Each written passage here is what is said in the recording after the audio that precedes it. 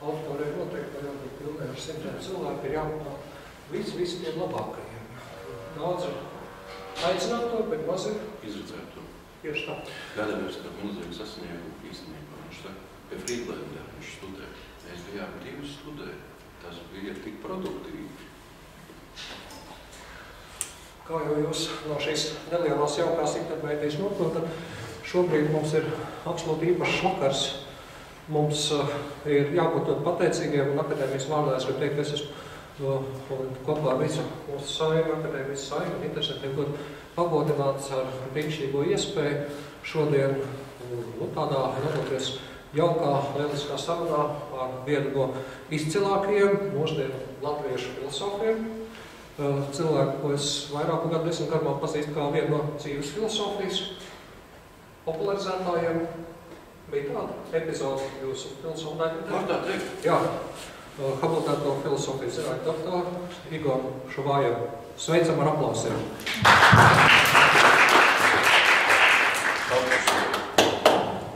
Un mūsu šī dienas brīnišķīgā saruna aizsākās pirms kāda laika, vēl 2015. gadā, ko mēs visi jau atšķiramies kā tālu senu pagātni, jo Eiropieši jau tālu atpakaļ tik ļoti daudz neskatās, mēs vairāk skatāmies uz priekšu. Un šajās pašās lieliskajās telpās tika atvērta Foucault grāmata, šī nav tīpe, un šīs grāmatas atvēršanas laikā, pārunu diskusiju laikā, aizsākās tāda diskusija par vārdu, attēlu sastarpēju attiecību, par tekstuālo un vizuālo diskursu. Igors meta vairākus cimdus mākslas akadēmijas virzienā. Es domāju, viņš pats par tiem cimdiem pastāstīs un ko šie cimdi nozīmē. Un nekas cits mums neatliek, ka mēs apvienojām dažādus spēkus mākslas akadēmijā šos cimdus pacēlām. Bet radās tāda brīnišķīga doma šo cimdu mešanu un pacelšanu turpināt kā tādu brīvu, relaksētu diskusiju, pievēršoties, manuprāt, vienam no intriģējošākiem, komplicētākiem un nemaz ne tik bieži skatītiem jautājumiem par vārdu un attēlu sastarpējām attiecībām. Un es tagad gribēju Igor, vai tas ir tā, kā es domāju? Vai es esmu pastāstījis visu pareizi, vai mēs varētu sākt? Jā, viennozīmīgi pareizi, un paldies par uzaicinājumu, jo galu galā kuru vēl var domāt, ja ne mākslas akadēmijā. Pēc tik labiem vārdiem par mākslas akadēmiju kā vietu, kur var domāt, neskatoties to, ka pēdējās pāris dienas mēs nemaz tik viegli, mums tik viegli to domāšanu nav, jo šeit vairāk skan āmuri, zāģi, urbi, un viss pārējās skaidrs, kas, varbūt dažiem palīdz domāt, dažiem ne. Tomēr, mēs esam nonākuši pie šī lieliskā sākuma brīža. Es paņemšu kurpīti, un arī daži vēl attēli. Ceru, ka mēs līdz viņiem tiksim, ceru, ka pulskatāls strādā, jā. Brīnišķīgi.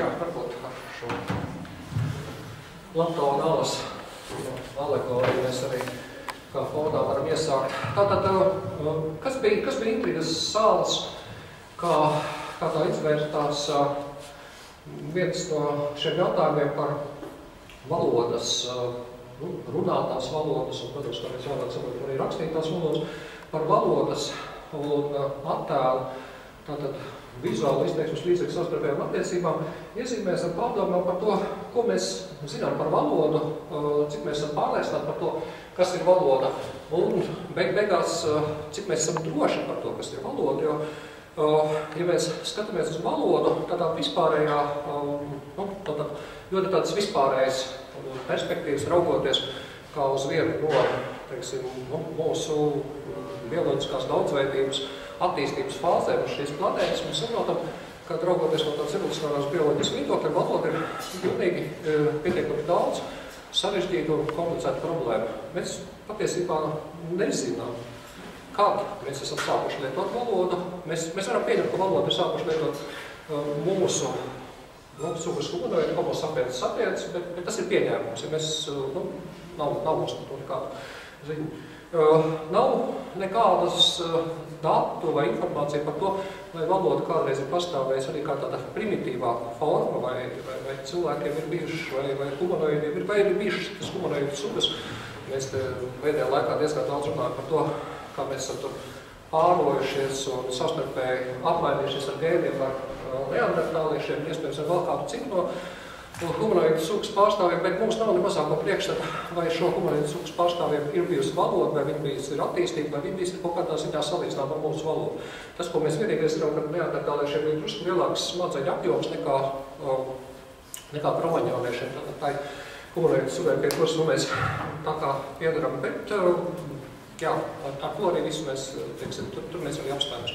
Varētu teikt, ir daži pētnieki, kur apgalvo, ok, labi, tur ir tie paši, mēs varam teikt, tie paši, kur tie centri, smadzeņu centri ir, bet ļoti specifiski dzirdes orgāni, kas ir nepieciešami plūstošas valodas uztverei, viņi kādā veidā nevar saglabāties fosilijās, un mums nav patiesībā tāda īsta priekšstata par to, vai neandertālieši būtu varējuši šeit sēdēt un uztvert plūstošu valodu, tikpat viegli kā mēs to darām, vai viņiem būtu līdzīgas problēmas, kā piemēram mūsu četrkājieniem draugiem, kur lieliski atpazīst atsevišķus vārdus, bet kuriem ir grūti uztvert vārdus, kurus mēs virknējam ātrā runas virknē.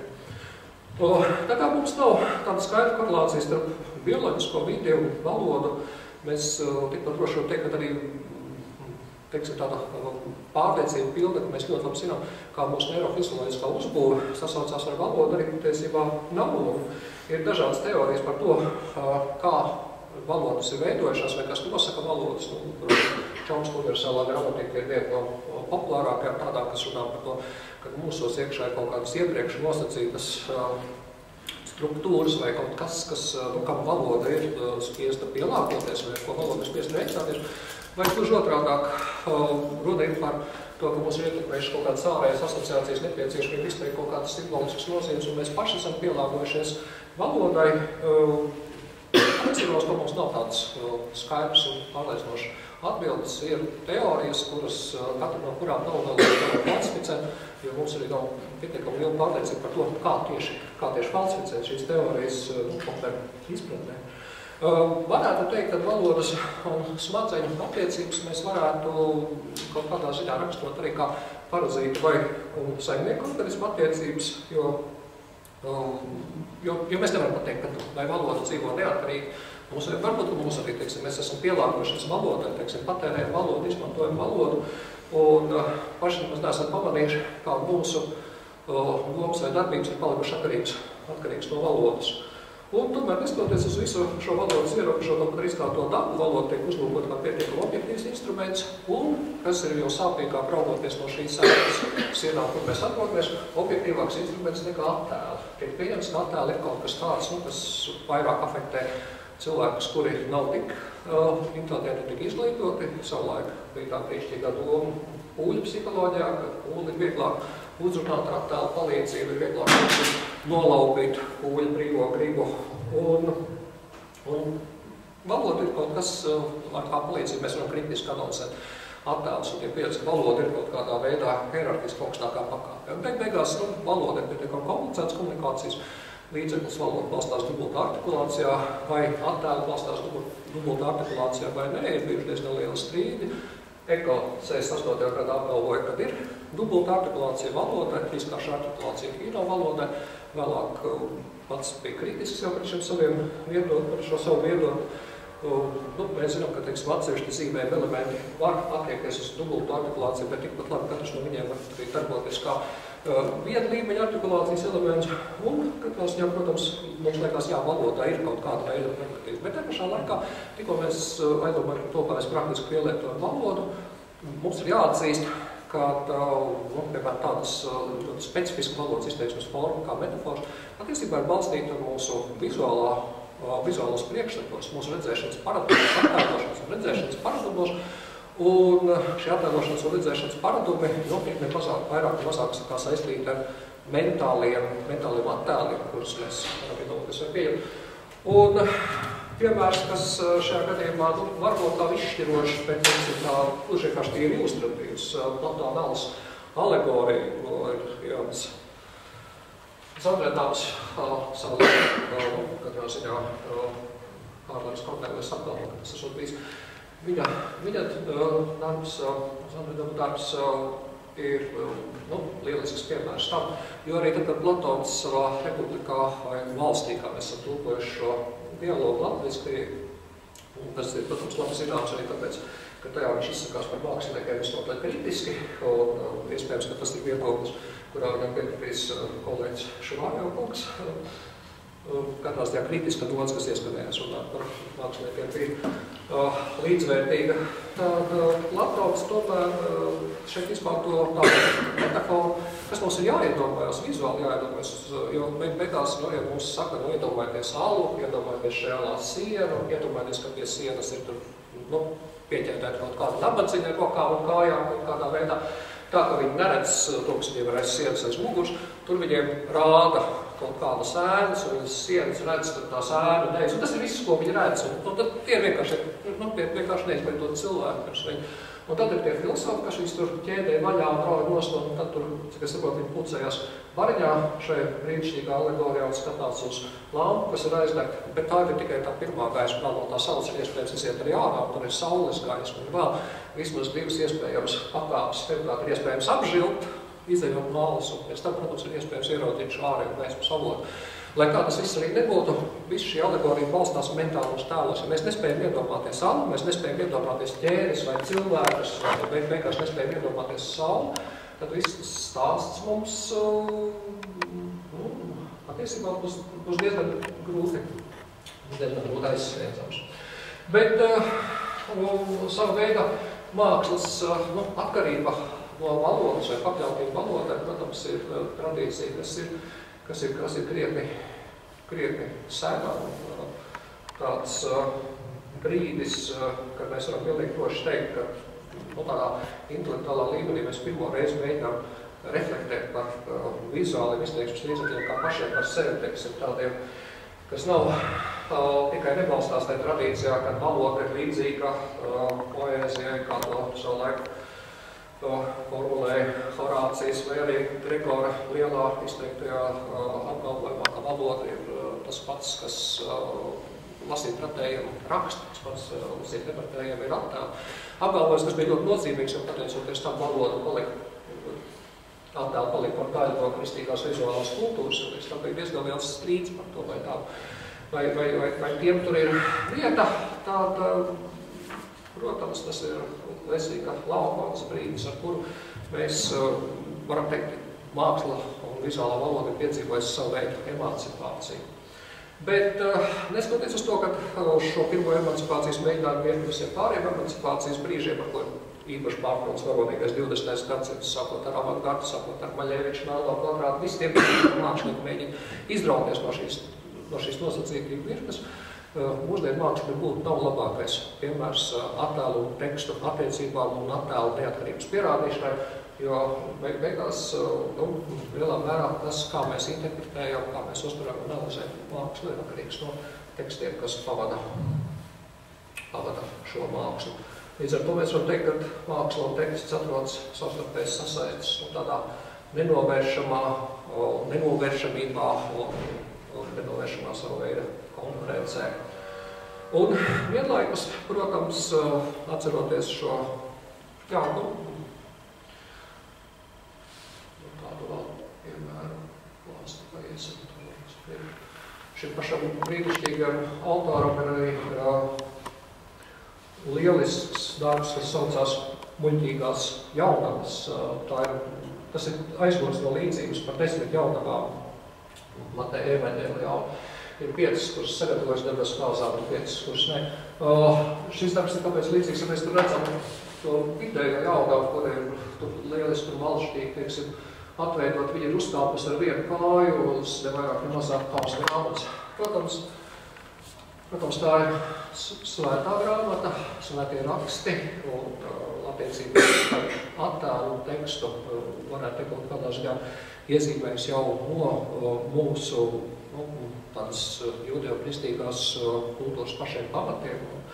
Jo šos svētajos rakstos pret attēlu ir izteikts diezgan liels bažas un aizdomas, un var teikt, ka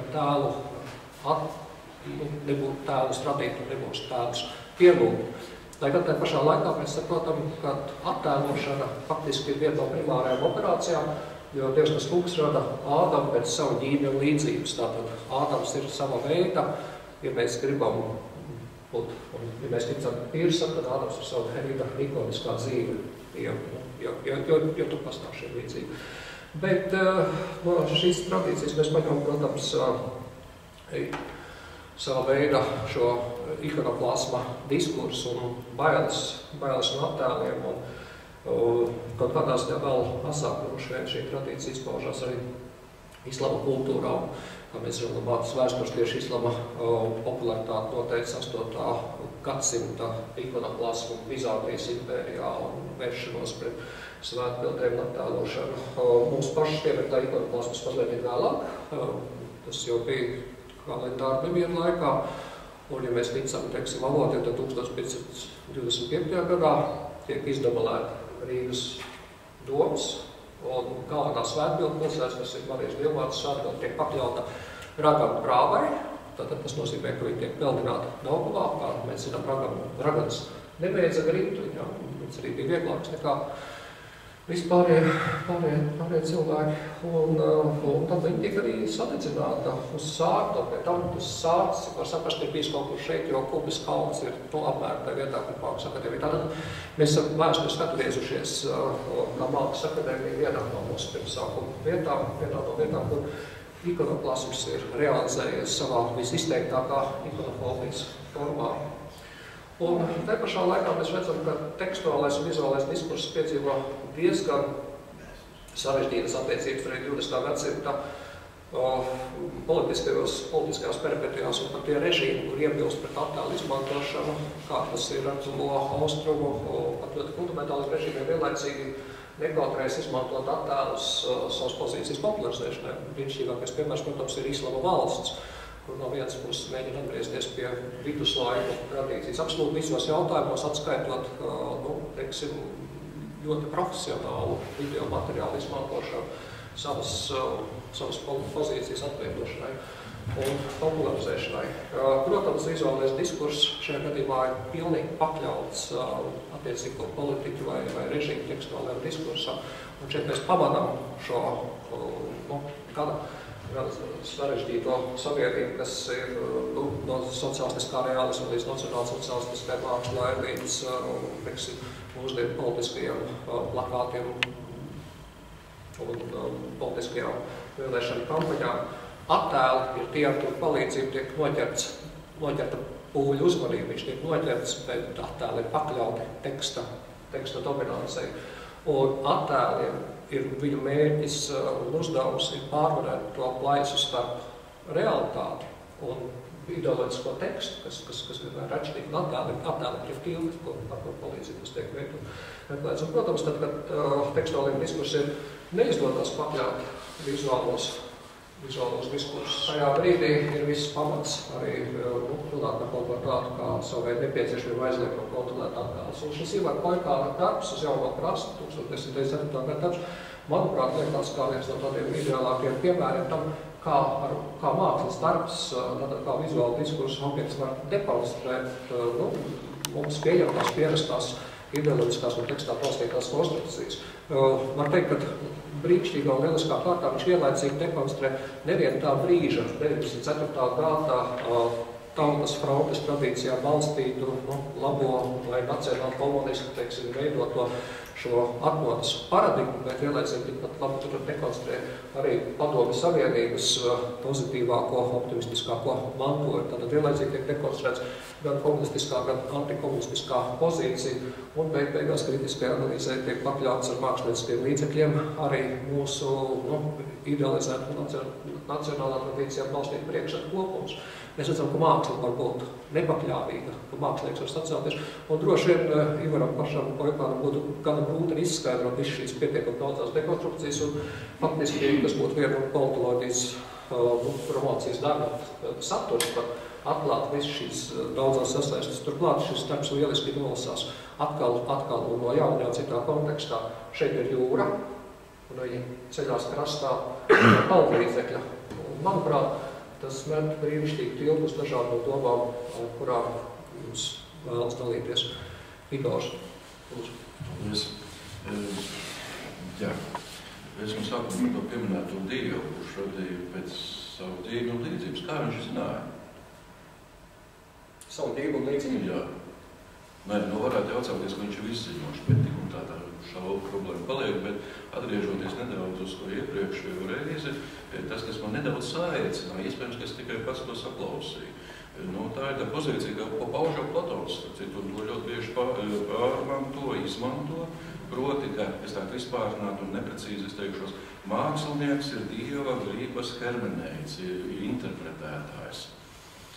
Tā to varētu uztvert, bet tad izskatīt tas nākamais mākslinieks saka, ir mans mākslas darbs, tur viss ir pateikts, ko tu vēl man prasi. Īstenībā tur nekas vēl nav pateikts, un ja tu neproti paskaidrot, tad pēkšņi saka, tad aicinās tu filosofs pateikšu to visu. Filosofs neko nevar pateikt. Un tas, ka iedomās, ka filosofs var pateikt, tas man pagājušais bija tas, kas saēcināja, jo tas būtu muļķīgi. Ir tāda filosofa, kas zina un kas skaidro, un lai tā notiek. Vēl vienu piebildu par to ālas līdzību. Ir vēl viens etaps, ko bieži vien aizmirst. Ja tu esi izrāpies no tās ālas, kaut ko ieraudzījis, tad varbūt ir vērts atgriezties atpakaļ alā. Un tad jau sākās tas milzīgās problēmas. Bet tik iezīmēs tik ārkārtīgi plašs spektrs, ka es atļaušos ļoti mazu kripatiņu tikai pār šo izvirzīto tematu. Tiesa, es izmantošu 3 piemērus. 4. būs parādīsies, bet tas varbūt, ja būs laika tikai. 3 piemērus. Pašā šajā sākumā es vienu piemēru minēšu un paskaidrošu, bet to savu stāstāmu sākšu šādi, atsaucot jums atmiņā, reiz bija Latvijas televīzijā tiešraide, un vienam Latvijas politiķim tika jautāts, ko viņš domā par Berezovski. Berezovskis tolaik bija persona non grata Latvijā. Un šis politiķis savu atbildi sāka, mans kolēģis. Var teikt, tā ir nejaušība. Varētu teikt, iespējams cilvēkam visai problemātiski arī izteikšanos. Varētu tā būt.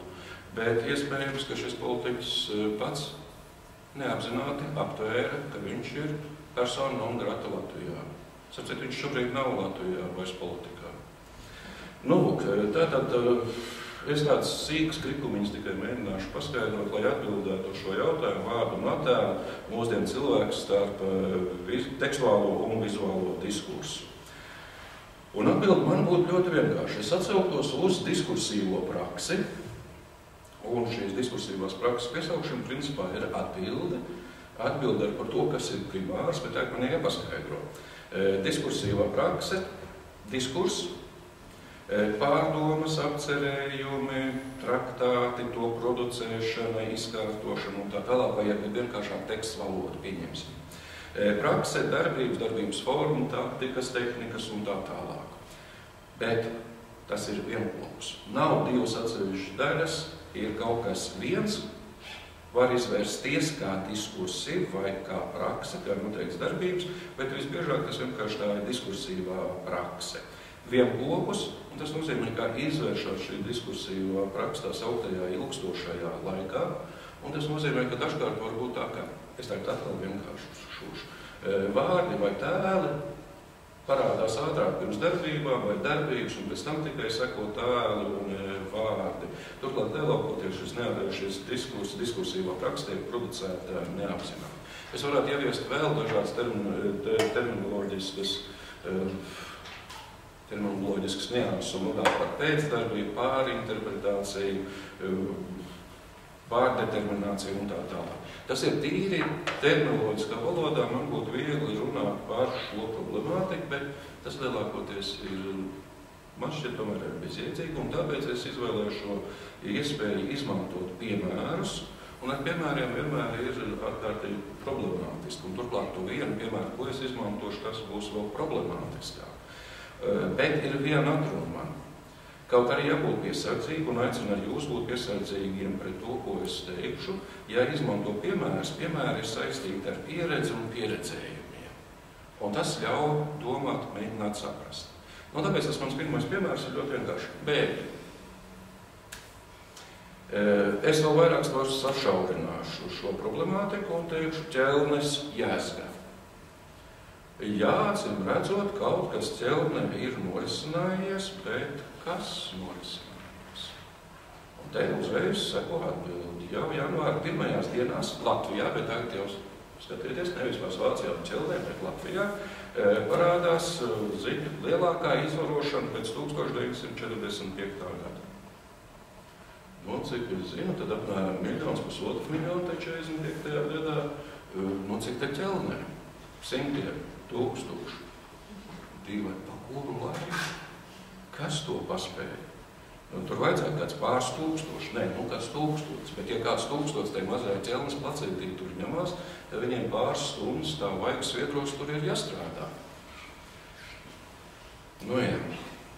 Frīzien parādās. Es tā citēju, un vēl vienu piebildu, man īstenībā neinteresē producenti, kas ir producējuši šos izteikumus, ne tikai izteikumus valodiskos, bet arī vizuālos tēlus. Es vienkārši kaut kā piemēru. Izvaroto sieviešu jūru no ķelnes līdz Helsinkiem. Nīdža, ņem vērā viņa ļauno gudrību, uz aizvērtu teiktu, sekla gan ta jūra. Bet, labi, pieņemsim izvaroto sieviešu jūru no ķelnes līdz Helsinkiem, bet kas notiek Grieķijā, kas notiek Itālijā? Tur laikam izvaroto sieviešu okeāns. Nākamā dievainība īstenībā, ja tā precīzi, tad šie čivinātāji par tom visām norisēm parādās 4 dienas pēc it kā šīm norisēm. Tas, ka prese varbūt varēja apklusināt, likt klusēt, iespējams. Tas, ka policija netika galā, var jau būt. Bet kas tad tiem čivinātājiem 4 dienas lika klusēt? Bet zināms gan ir, kas to visu nodarīja. Emigranti, viņi ir uzbrukuši, viņi ir izvaroši, pat policisti ir izvaroši. Vēl viena dīvainība, tie cilvēki, kas tur ir bijuši, viņi ir acīm atsvarot brīnišķīgi antropoloģisko tipu pārzinātāji, jo uzreiz spēja atpazīt un identificēt. No kurienes es neesmu, varbūt tā ir mana nezināšana un problēma. Jā, policisti izvarot, jā, kāda jēga no policistiem? Tad dibinām pašaizsardzības vienības, aizstāvēsim sievietes, savējās tikai sievietes.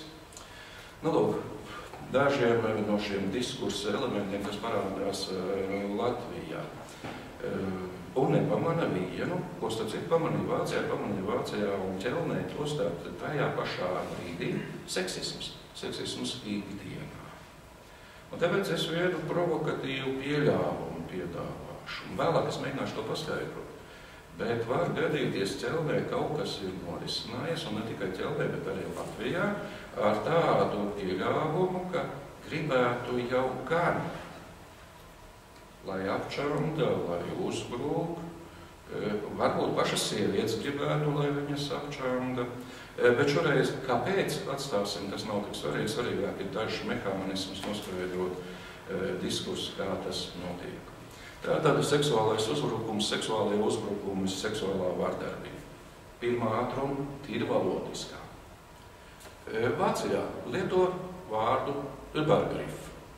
Übergriff nav uzbrukums. Übergriff ir varas robežu pārkāpšana, neatļauta iejaukšanās. Otrs vārds, kas Vācijā tiešām tiek izmantots, ir nevis vārds, bet izteikums, proti seksuāla gewalt. Var jau pārtulkot seksuālā vardarbība. Taču šim izteikumam seksuāla gewalt ir specifiska nozīme. Tā ir vardarbība pret vājāko un nekas vairāk.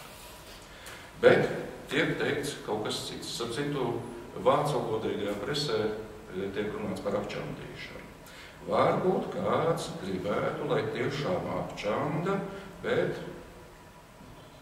nesanāk, tad vismaz fantāzijās var izsmēt. Kas notiek Latvijā? Tā būs tā otrā daļa. Otrā daļa, ir skaidrs, ka runa ir par tiem slimajiem, netīrajiem, svešajiem, naidīgajiem un tā tālāk, un no viņiem visu slikto tikai var sagaidīt. Ja Latvijā tā spriež, tad es daudz skaidrs neminēšu te pirmajā daļā, bet nedaudz lūdzu, nelielu pacietību. Līdz pagājušā gada, tas ir 2015. gada 1. jūlijam, termiņu uzturēšanās atļaujas Latvijā ir iegūši vairāk nekā 33 000 cilvēku. Pirmajos pagājušā gada 6 mēnešos termiņu uzturēšanās atļaujas iegūši vairāk par 3000. Pastāvīgās uzturēšanās atļaujas līdz pagājušā gada 1. jūlijam saņēmuši ir vairāk kā 51 000 cilvēku. Kopā vairāk par 84 000 cilvēku, starp citu no 119 valstīm. Tāpēc, ka es stāstu, ka te ir augsts, un tāpēc nebrauks, un augstums viņus aizbiedēs, tas ir visai dīvaini. Starp citu, bēgļu status kopš 1998. gada līdz šai dienai ir piešķirts tikai 69 cilvēkiem. Kāpēc tāda jēzga? Vēl viens stāstiņš, kas ir ļoti interesants. Tā izvarojot Eiropas sievietes, bēgļi pētņās izvaro Eiropas civilizācijas vērtības. Ļoti iespējams izvaro šīs vērtības, tad par kādām vērtībām ir runa. Atcauciet atmiņā, laulību šķiršana Eiropā. Atcerieties filmu Tā šķirs itālieši? Tāda ir tā šķiršanās Eiropā, tāds ir tās vērtības. Izturēšanās par ārlaulības bērniem Eiropā pavisam nesenā pagātnē. Vai, piemēram, vajadzētu atcerēties, ka tajā pašā Eiropā līdz pat 60. gadiem, tos ieskaitot, sieva bez vīra atļaujas nedrīkst strādāt, sieva patstāvīgi nedrīkst atvērt bankā kontu. Nīderlandē ir ļoti progresīvajā zemē līdz 1957. gadam darbiniece nedrīkst precēties. Līdz pat 1976. gadam, ja šī darbiniece aprecas vai iestājas grūtniecība, tas ir leģitīms iemesls atlaist viņu no darba. Citu Francijā arī progresīvos zemes ieviešas iegūst valstiesības tikai 1945. gadā, un to izdara sliktais de Gaulle, pret kuru vēršās progresīvie sociālisti kreisi noskatoties, starp citu. Franko-Spānija nav nemaz tik tālu. Franko-Spānijā veikalos īpašs nodalījums, es domāts jaunlaulātajiem, pareizāk sakot, īpašs apģērbs jaunlaulātajiem, tas ir naktskrekls kāzu naktī. Tur ir tāds 3 stūrs atkolgājums ar uzrakstu Dios lo permite, Dievs atļauj. Tas ir tepatās Eiropā. Par kādām vērtībām ir runa? Un tad var mēģināt pastīties, kas tad īstenībā producē šos diskursus. Producē cilvēki, kas ir šausmu, baiļu, pārņemti, dažādu vēlmju pārņemti, izveidot dažādas paranoidālas projekcijas. Viņiem raksturīgi ir neusticēšanās sev un citiem. Šī neusticēšanās sev var izpausties kā niecīguma mānijas, bet, lai to kompensētu, parasti ir uzreiz arī lieluma mānija. Tie vajātāji, pārdarītāji tiek projicēti, un tie ir citi, lai gan vienlaikus tā var izspēlēt ar to, ka es panāku vismaz vēlmēs to, ko es gribētu izdarīt, bet reālajā dzīvē es nevaru izdarīt, jo es esmu nekas. Ja pastāv šos diskursus, uzreiz ir redzams tas, ka nevis es tā domāju, bet mēs, mūsu, tātad tiek izveidots kolektīvais vienskaitlieks, apcīt šis kolektīvais vienskaitlieks tika attiecināts arī uz bēgļiem, bēgļi kā daudz, bet tai pašā laikā vienskaitlieks. Tātad runa ir par fantāzijām, par fantomiem, kas ir pašos cilvēkos, kas producē šos diskursus vai kas producē šīs diskursīvās prakses. Un atkal vēl vienu piebildu par vārdiem. Es dzirdēšu tādu vārdu velkomisti. Pats vārds jau signalizē uz to, tie nav mūsējie. Vai vēl viens vārds, kad jau esmu dzirdējuši, šajā sakarībā ar bieži vien tiek pieminēts liberasti. Brīnišķīgs, signalizē teikt, vārds kentaurs. Vārds kentaurs, kurā viena daļa ir liberāls, otrā daļa pederasti. Tāpēc liberāsti, starp citu, pederasti ir Krievu, tas nāk no Krievijas kultūras telpas, un norāda uz pasīvajiem, kas ir nosodāmie, bet aktīvie. Kāpēc ne? Tie liberāsti ir tie nosodāmie. Atsaucoties uz, ja runāt par vārdiem, atsaucos uz vēl vienu dižu Latviju rakstnieku, kurš šajā sakarībā rakstīja par ķēzīšanos.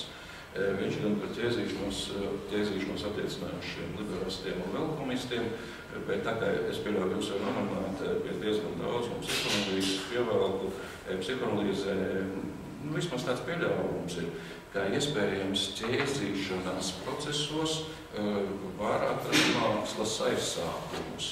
Varbūt arī šādos diskusijos prakses variantos. Bet īstenībā es tagad paskaidrošu, kāpēc es piesaucēju tagad šo ķēzīšanos. Tas ir par tā pirmā ziņa, kas parādījās Latvijā par to, ka lūk ir tādas masveidīgas izvarošanas. To teica kāds režisors un ar piebildu pat kreisie intelektuāļi Vācijā ir spiesti atzīt. Skaidrs, ka kreisie intelektuāļi tie nav mūsēji, bet pat viņi ir spiesti to atzīt. Kāpēc šis režisors man ir vajadzīgs? Tikai atcerēties vēlreiz, man neinteresē producentu personiskās privātās īpašības stāvokļi vai kaut kas tam līdzīgs. Šajā sakrībā ir ļoti vienkārši. Šis režisors bija ne Latvijā iecerējis tādu izrādi Ruslanda Endspiele.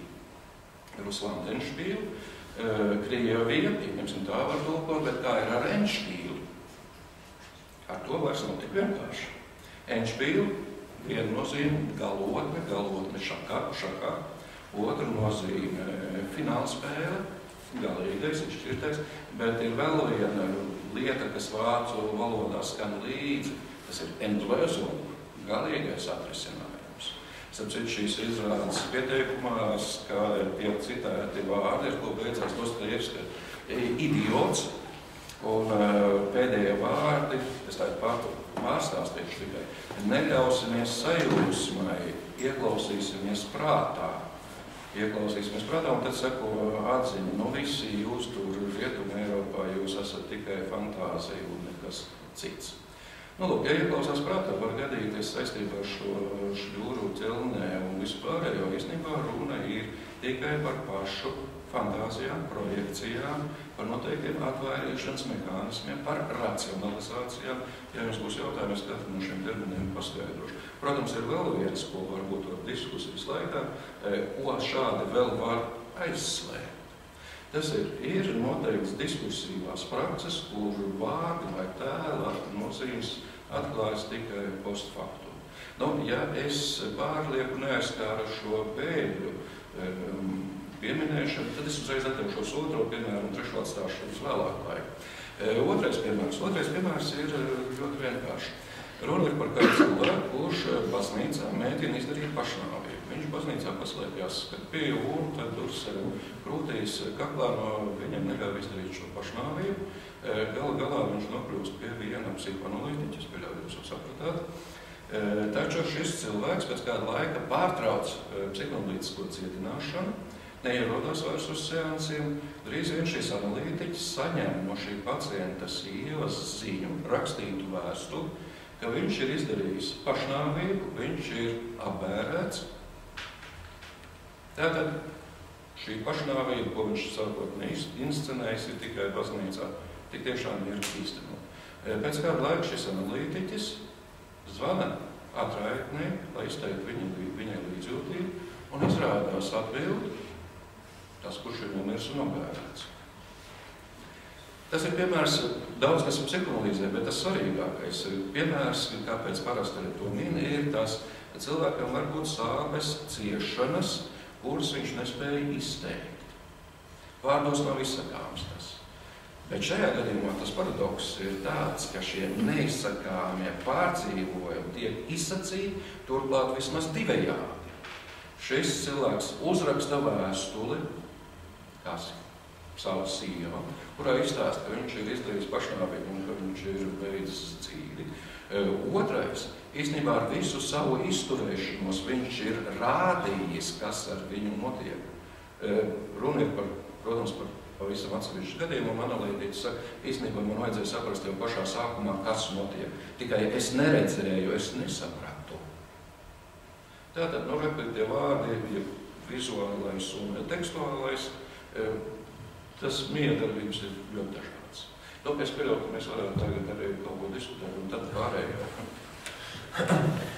Jā, man liekas, abi piemēri gana interesanti un intriģējoši, un kā jūs saprotat, mēs pievērsīsim uzmanību drīzāk šīm diskursīvajām praksēm un netik daudz šo diskursu saturiem, bet tikai viens tas konteksts, ja mēs runājam par par šiem simptomiem, kurus identificē Igors, raugoties uz savējot svešu attiecībā. Protams, tas jautājums loks ir gan sarežģīts, bet tikai viens tāds jautājums, vai publika tā apmēram atcerās, kad Eiropā tiek ieviestas robežu kontroles, vīzas, kur, tā, bet tā, teiksim, tas ir pirms 2. pasaules kara, pēc 2. pasaules kara, pirms 1. pasaules kara, teiksim, cik viegli pārvietoties 1913. gadā vai 1973. gadā, un faktiski viena no tām atbildēm ir tāda, ka, protams, 1. pasaules karš izmaina ļoti daudz ko, un mēs nesapratīsim to, kas notiek šobrīd, ne mūsu, varbūt, politiskajā telpā, neiespējams arī tās pārmaiņas un meklējums Eiropas kultūrā un viss tas, jo faktiski arī, teiksim, raugoties no tādu māksliniecisku avantgardu viedokļu, var teikt tā, ka apmēram 1. pasaules karu tiek izsmelti visi iespējami izteiksmes līdzekļi, kā izteiksmes reducēšanā, ko pēc Maņeviča melnā kvadrāta vēl var izdarīt, teiksim, ko pēc šāda visuāla, ko kā tagad feministu kolēģis atklājuši nemaz pat Tišāns neizlika, bet viņa kolēģi ieteica izlikt šo visuālu, bet kā parasti mākslinieki vīrieši nolaupīja šo vēsturi. Un, jā, ko pēc tā visu var pateikt, un tālāk vairs tās ir tikai retrospektīvas, teiksim, kaut kādu mēģinājumu vēlreiz uzsildīt jau to pašu kultūriņu, teiksim, var teikt, ka postmodernisms lielā mērā sākās ar to brīdi. Un 14. gads ir ļoti svarīgs atslēgas brīdis, jo tajā brīdī Eiropa pazaudē globālās dominantas pozīcijas. Līdz tam brīdim mēs varam runāt par to, ka, jā, Eiropā ir domstarpības starp Vāciju, Franciju, Angliju, Krieviju, Austru-Ungārijas impēriju, bet Eiropa kā vienība ir tā, kas dominē uz šīs planētas. 1. pasaules karš Eiropa izsit no šīm pozīcijām, un faktiski šis šoks Eiropiešu un Eiropas kultūru pavada vēl joprojām. Otrais pasaules karš bija kaut kādā ziņā nenovēršams, jo pretrunas, kuras izraisīja 1. pasaules karu, nebija novērsts, bet otrais pasaules karš Eiropa atstāja tās grupās sadalītas starp divām varām, katra no kurām bija ārpus Eiropas. Un, lai kā mēs neiedalizētu to, kas mums ir noticis pirms 25 gadiem, mums ir jāatzīst, ka Eiropa joprojām atrodas tajā situācijā, ko mēs runājam par atsevišķu cilvēku, varam teikt par identitātes krīzi. Mēs šobrīd joprojām nezinām, kas ir Eiropa. Mēs esam mēģinājuši novienādot Eiropu ar Eiropas Savienību, un tad mūsu komisijas priekšsēdētājs Junkers pagājušajā gadā teica, ka Eiropa jau tagad 20 gadus dzīvo mierā, un tas ir pārsteidzoši, jo līdz ar to es saprotu, ka ģeogrāfiskā Eiropa neskaitās. Ukraina, Dienvidslāvija, Grūzija, tās visas nav, teiksim, Moldova, visas tās vietas, kur bijušas karadarbības no Junkera viedokļa, nav Eiropa. Tātad ir notikusi fantastiski šī izslēgšana. Šis ksenofobijas mehānisms nebūtu nav tas, ko tagad pārmet austrumu eiropiešiem vai jaunajām Eiropas valstīm, bet tas jau ir ielikts iekšā šajā pasaules skatījumā. Mēs, Eiropa, esam tikai tas, kas ir veidojis kā tāda politisku vienību, un tur, protams, ir tas jautājuma loks. Bet tas ir tikai no tāda viena skatījuma klāsta. Bet atgriežoties pie šīm diskursīvajām praksēm, tomēr gribu teikt, ka starp viņām mēs nevaram nolikt to vienādības zīmi starp tekstuālo vai vizuālajām diskursīvajām praksēm. Tās ir atšķirīgas, un mēs redzam, ka šī manipulācijas mehānisms vara, Foucault izpratnē, zināšanu un varas sasaist, ir tieši teksta līmenī, tekstuālo diskursu līmenī. Vārdi ir tie, kas nozog gan no vienas, gan no otras, gan no trešās, gan no ceturtās politiskās pozīcijas viedokļa. Vārdi tie, kas nozog jēgu tam, ko mēs gribam ieraudzīt. Vārdi, kas pavada attēlus. Un attēli, kā mēs zinām, tagad ir nofigurējuši daudz un dikti. Tas pats nelaimīgais albāņu kuģis, kuru vienā brīdī publicēja kā piemēru tam, kā Eiropieši otrā pasaules kara laikā paši ir mukuši uz Ziemeļameriku, un tad citi atkal, teiksim, ka tur ir kaut kādi bēgļi no Ziemeļāfrikas, kas ir braukuši, bet beigās izrādījās, ka tas ir albāņu teicis, ko gadu sākumā mēģināja emigrēt uz Itāliju. Un virkni citu piemēru, teiksim, abās nometnes pusēs, kad attēli bieži parādās ar cita veida manipulatīviem tekstiem, dažkārt pilnīgi, anekdotiski neatkarīgi no tā, kuru pozīciju mēs ieņemam paši, teiksim, raugoties uz šo problēmu. Bet mēs redzam, ka vārdi ir tie, un varētu teikt, ka šīs krīzes brīnišķīgais aspekts, raugoties no attēlu un politikas attiecības viedokļa, mēs ieraugam teksta īpašo lomu attēlu jēgas nozagšanā, pakļaušanā. Un, ja mēs runājam par reklāmas nolaupīšanu, tad faktiski mēs varam runāt arī par attēlu nolaupīšanu. Jā, lai tā Eiropa vēl pagaida. Viena piebildes ar citām kontrolēm, robežu kontrolēm, pasēm un tā tālāk. Ir viens izņēmums, bet tas Pirmais pasaules karš tiešām ir ārkārtīgi nozīmīgs un iespējams. Mēs joprojām dzīvojam šī kara atbalsī, ja ne balsī joprojām, bet tas izņēmums ir starp Krieviju. Robežu kontroli un pasu pārbaudu. Nu, jā. Un kam tā pasa pieder? Jums ir pasa, kam tā pasa pieder? Es varētu nedaudz paplašināt, un tad es sāku runāt jau sākot ar 18. gadsimtu, kā veidojās šī diskusija praksa, kurā tas, kas šobrīd iekļūst, tas ir tikai atsevišķs elements, bet es tomēr neesmu pārliecināts, ka ir tā, ka tie teksti, vārdi nozog attēliem jēgu un nozīmi vai pārinterpretē, bet iespējams tā ir arī manā nezināšana. Un acīm redzot, man tagad ir nepieciešams vēl skaidrāk to savu pozīciju iezīmēt.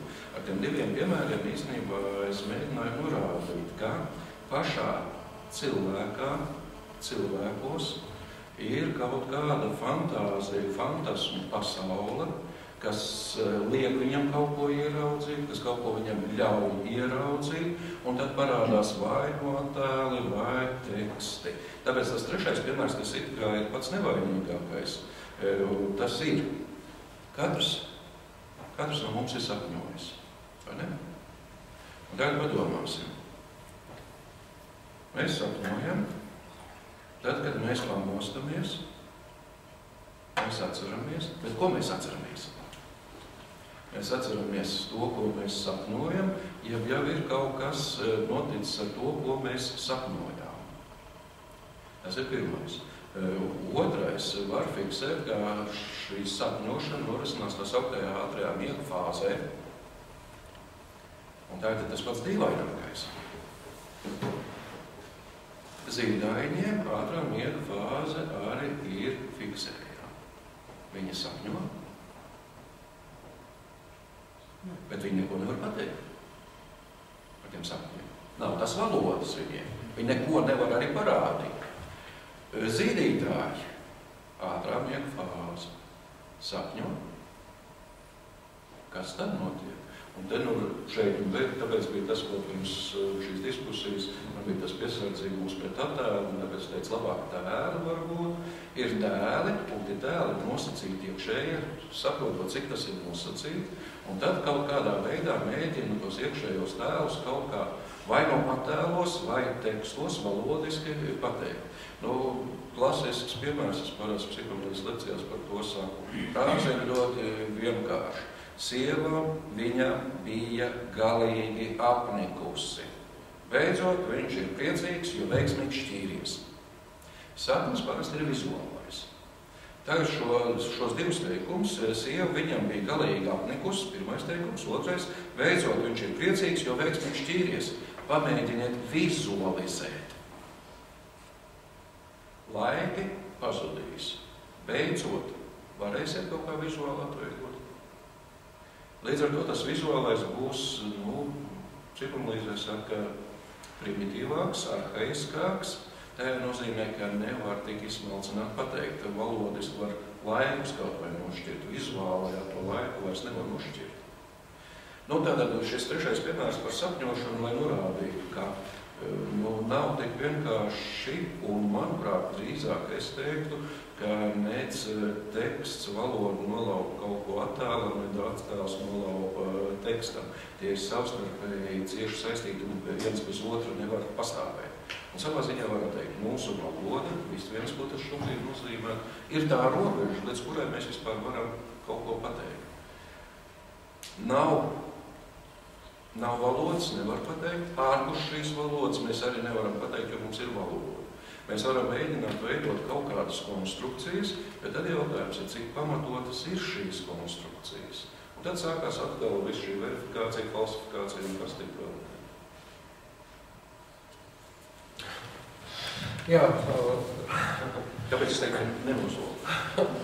Nē, protams, lai gan man liekas, ka šis trešais piemērs ir kaut kādā ziņā ideāls, lai atgrieztos pie šīs domas, varbūt no nedaudz citas puses. Ja mēs, visi jau zina, ar ko es esmu tā aizrāvies no maniem kolēģiem, ja mēs ticam Pīrsam, viņa tā populārākā otrā taksonomija, ikoniskās zīmes, tātad kaut kas, ko mēs izmantojam, lai kaut ko reprezentētu, kas balstās līdzībā, indeksiālās zīmes, kas balstās cēloņsakarīgā vai eksistenciālā sasaistē, un beigās, tas, ko konvencionālās vai simboli, teiksim, Pīrs terminoloģijās, kas balstās norunā vai konvencijā. Un, protams, mēs valodu lielākā mērā uztveram kā šo konvencionālo zīmu kopumu, un tā ir pateicoties Sosija mantojumam. Bet, ja mēs raugamies uz ļoti vienkāršo kognitīvo procesu, kad mēs saskaramies ar kaut kādiem objektiem, tad varētu teikt, ka ikoniskās operācijas, kad mēs atpazīstam līdzīgi kaut kādiem objektiem vai tēliem, ir pirmais solis. Mēs redzam, kas pēc kaut kā izskatās, pateicoties tam, ka mēs redzam līdzīgi, izmantojam līdzīgas attēlošanas un uztveres mehānismus, teiksim, raugoties uz attēliem vai raugoties vizuālu uztveri, kā mēs to izmantojam mūsu ikdienā, un, kā zināms, protams, arī mūsu uztveri ikdienā ir ārkārtīgi ierobežota. Tas viss, ko mēs šajā brīdī zinām par mūsu uztveres neirofizioloģiskiem aspektiem, tur ir jau vismaz kādi 14 redzes centri identificēti pakauša taivā, kas atbild par redzi. Mēs zinām, ir centri, kas atbild par kustību, ritmu, krāsu, formu. Un vienlaikus, mēs, protams, arī ļoti labi apzināmies, ka tas, ko mēs redzam, ir tikai kaut kāda ļoti šaura daļa no elektromagnētisko viļņu spektra, kas būtu mums uztverams, ja mums būtu vēl arī interesanti no staru redzi vai ultravioleto, teiksim, staru redze, un mēs redzētu pasauli daudz varbūt citādās krāsās, varbūt vēl kādās citādās formās. Tāpat, protams, arī virknē citu jautājumu mūsu redz ir, viņi ir pragmatiski, mēs redzam tieši tik daudz, cik ir nepieciešams, lai mēs kā bioloģiskas būtnes varētu funkcionēt. Un tomēr tas netraucē mums uzskatīt, ka tas, ko mēs redzam, ir realitāte, ka mēs zinām, kas ir realitāte. Bet realitāte, tā, ļoti vispārīgi sakot, ir tikai faktiski modelis, realitātes modelis, kas tiek interpretēts smadzenēs. Un attēli vai tēli faktiski ir kā tādi, mēs par viņiem nevarētu runāt un nevarētu izprast, ja mēs neraudzītos no šo te modeļu viedokļus. Līdzīgi, kā mēs, teiksim, redzot kaut kādus vizuālus stimulus, viņus identificējam, teiksim, tajā pasaulē, ko mēs uzskatām par dzīves pasauli, atsaucoties uz uzskatu, vai, teiksim, attēlos vai kādā citā veidā, mēs atpazīstam pēc kaut kādu sapņiem, precīzi tas pats, jūs redzat kaut ko, ir kaut kādi tēli, tur parādās, un tad ir kaut kāda nepieciešamība, kaut kādos gadījumos mums varbūt arī, teiksim, ir kaut kādas cēloņsakarīgas, teiksim, attiecības vai kā tālāk, un tad jūs, protams, pēc tam atrodam to veidu, kā izskaidrot šo sapņus. Tad, kad es vakar 2 naktī pabeidzu tēzes, tur aizsūtu Igoru, jo kā parasti visu dienu ir pilna kaut ko, lai nevarētu man tikt klāt, es aizstāju gulēt, un arī es redzēju sapni. Un šis sapnis liekas ir kaut nozīmīgi. Ko tad es pēc brīža atmostoties atcerējos? Es redzēju tādas kā daudzstāvu mājas, kaut kas līdzīgs Ņujorkai. Kaut kas līdzīgs, ko man kolēģi tikko sagleznojuši Ņujorkā. Es pats Ņujorkā neesmu bijis, bet Kristaps Zariņš, no Ovols bija Ņujorkā, un gleznoja. Tas tāds ir kaut kāds tāds priekšstats par kaut kādu. Uz šīm mājām sēdēja tāds diezgan liela izmēra androgīnas radījums. Kaut kādas viņam bija 2 kājas, 2 rokas, galva, kaut kas viņam bija pēc no pāda, kaut kas viņam bija, teiksim, no tāda āža, mazliet tāda ņirdzīga seja un apaļi tādi ragi. Tas ir tas, ko es varu, teiksim, identificēt kā tādi, kaut kā tā. Protams, tur parādās indeksiālā zīme izmērs, ja, tas mājas, un viņi sēž kaut kas cilvēku vietīgi šī tās lietas. Pirmais vārds, kad es eju, teiksim, naktī meklēt ūdeni padzerties, es domāju, jā, tas ir dēmons. Es pēc tam dzirdēju sapnī, tajā brīdī arī viņu to vārdu, bet to es laimīgi aizmirsu, un droši vien arī nevajag viņu saukt vārdā, ko mēs zinām no kristīgās un visu citu veidu tradīcijām. Bet tad, protams, jau dzerot ūdeni, kā tāds cilvēks, kuram priekšā stāv diskusijas, semiotiska diskusijas, mēģināja to visu kaut kā vēl racionalizēt. Un īsti pirms gulēt tieši, pārdomāt šo valodas pašpietiekamību un parazīta dabu attiecībā pret mūsu smadzenēm, es pieņemu, ka valodu mēs varam interpretēt arī kā savu veidu semiotisku organismu, pašpietiekamu semiotisku organismu. Bet tad pēkšņi šīs dēmons saslēdzās kopā to, ko mēs saucam par dēmonu programmēšanu. Tas ir serveru process, kas nepārtraukti ritošs serveru process. Un, protams, mēs nevaram pateikt, ka visa programmēšanas valoda ir organisms, bet tas, ko mēs katrā programmēšanas valodas līmenī varam izveidot, ir pašpietiekami kaut kādi struktūras, kas veidoši. Valoda ir kā tāda vide, kura var nodrošināt sava veida semiotisku organismu eksistēt šajā vidē. Protams, varbūt mūsu tradicionālās kultūrās mēs to saucām par dēmoniem, šobrīd mēs to varētu saukt par savu veidu semiotiskiem organismiem un tālāk. Tātad kaut kāda veida pašpietiekami kompleksi, kas paši sevi baro, paši sevi uzpild. Kaut kas tāds par autonomo kompleksu, ko sauca Jungs savulaik.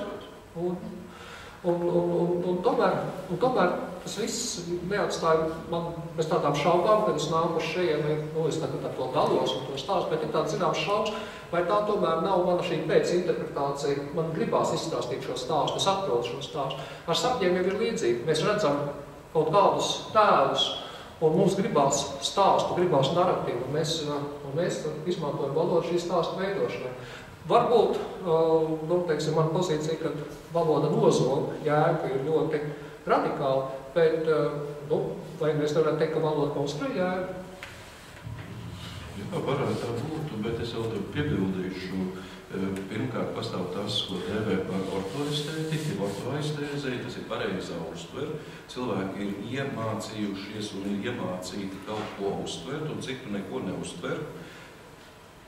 Un tajā pašā laikā var gadīties tomēr uztvert, taču viņš ir iemācīts nepievērst tam uzmanību, un tas neapzināti viņā ir.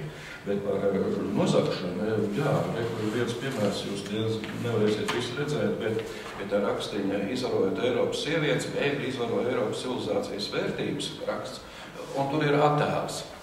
Ziniet, kas tur ir attēlā parādīts? Roza Luksemburga.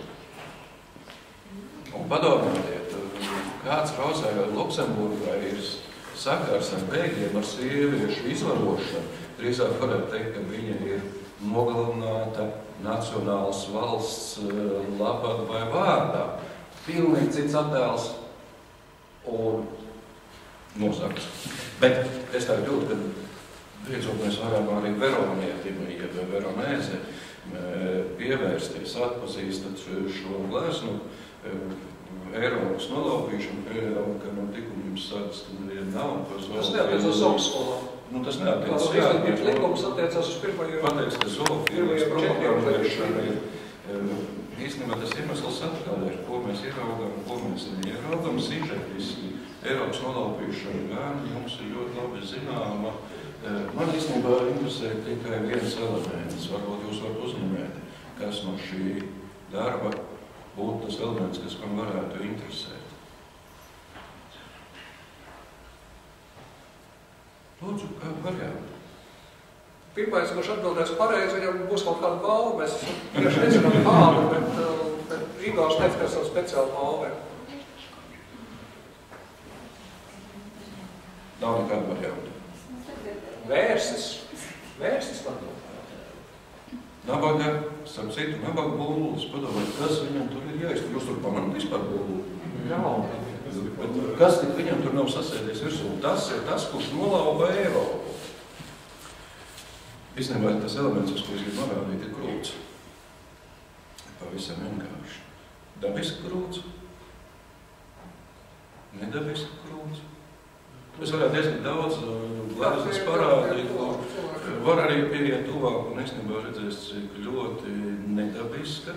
Un īstenībā, ka tas viss ir konstruēts mākslīgi, nedabiski, jo savā ziņā tas, kas tas svarīgākais ir šajā darbā, tās ir tās, ko varētu nosaukt par trapēriju.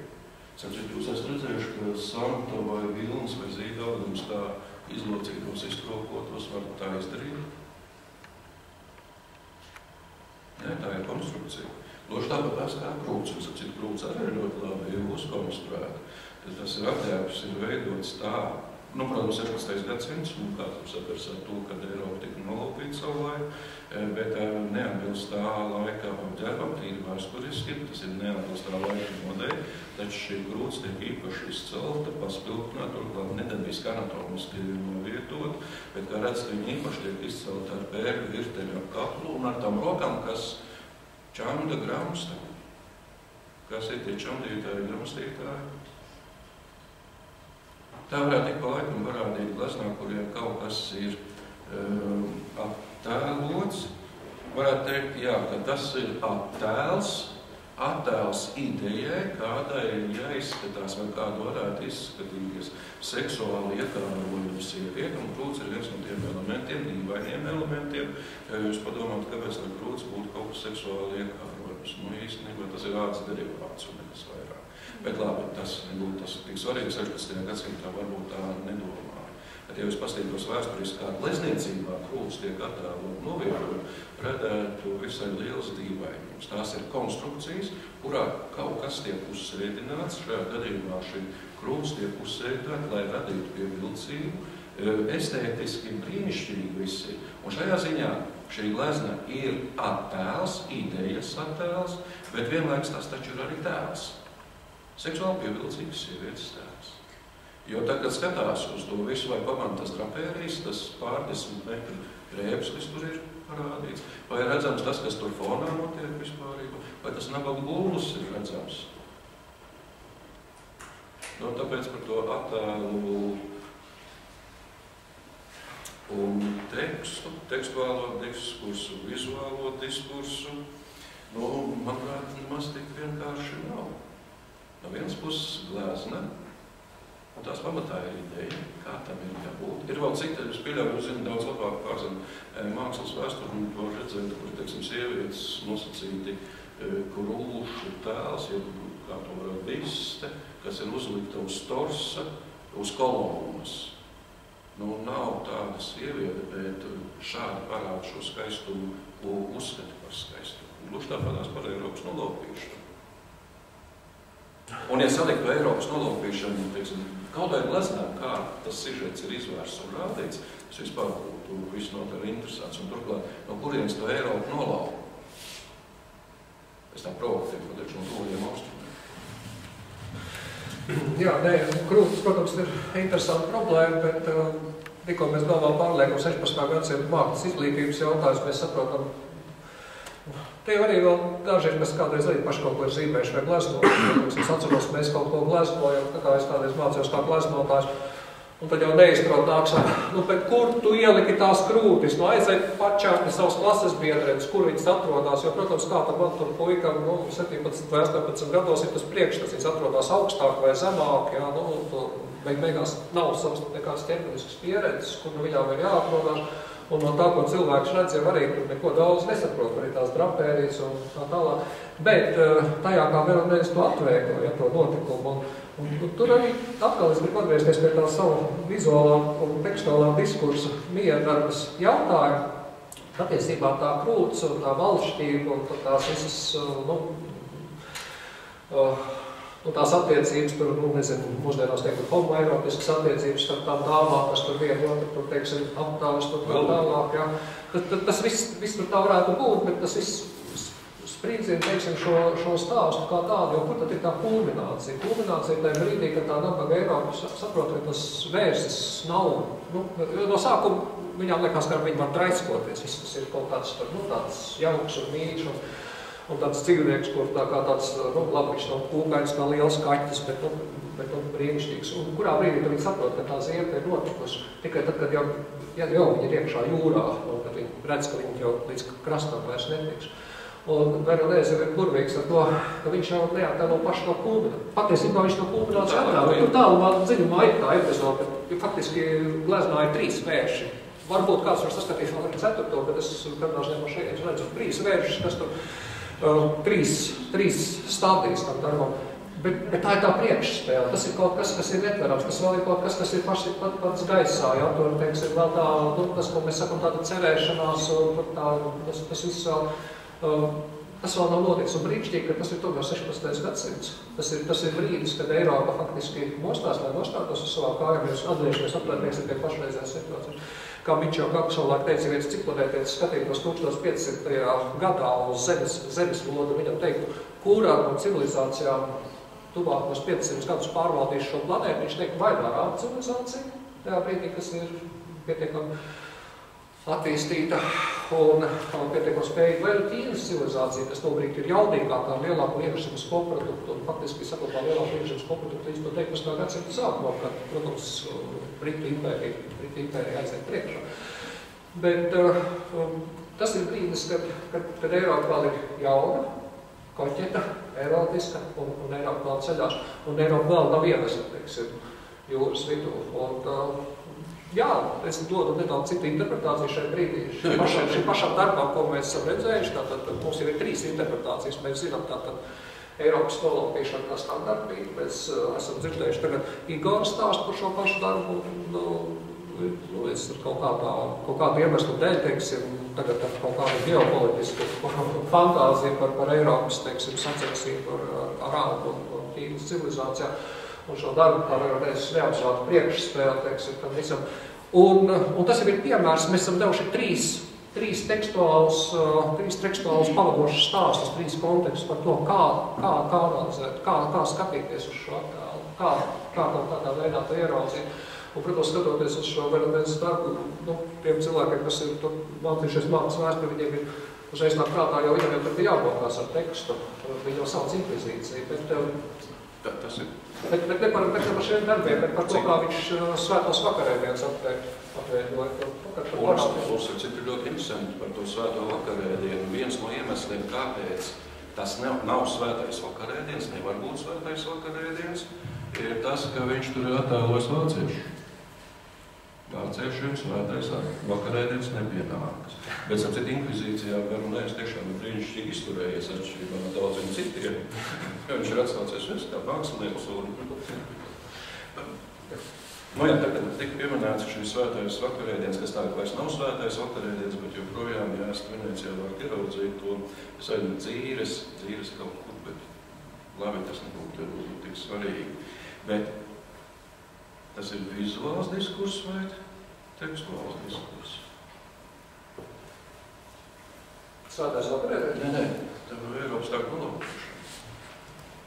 Jo, redziet, bez tas valodas ir mēs nekur netiekam, mums vajag kaut ko, mums vajag sadalīt, un te parādās 3 vērši, buļļi,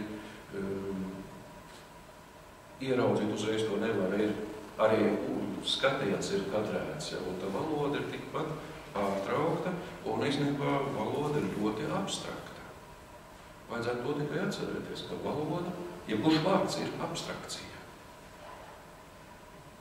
Un tagad var pastīties uz to pašu Eiropu, vai arī viņa nav abstrakcija.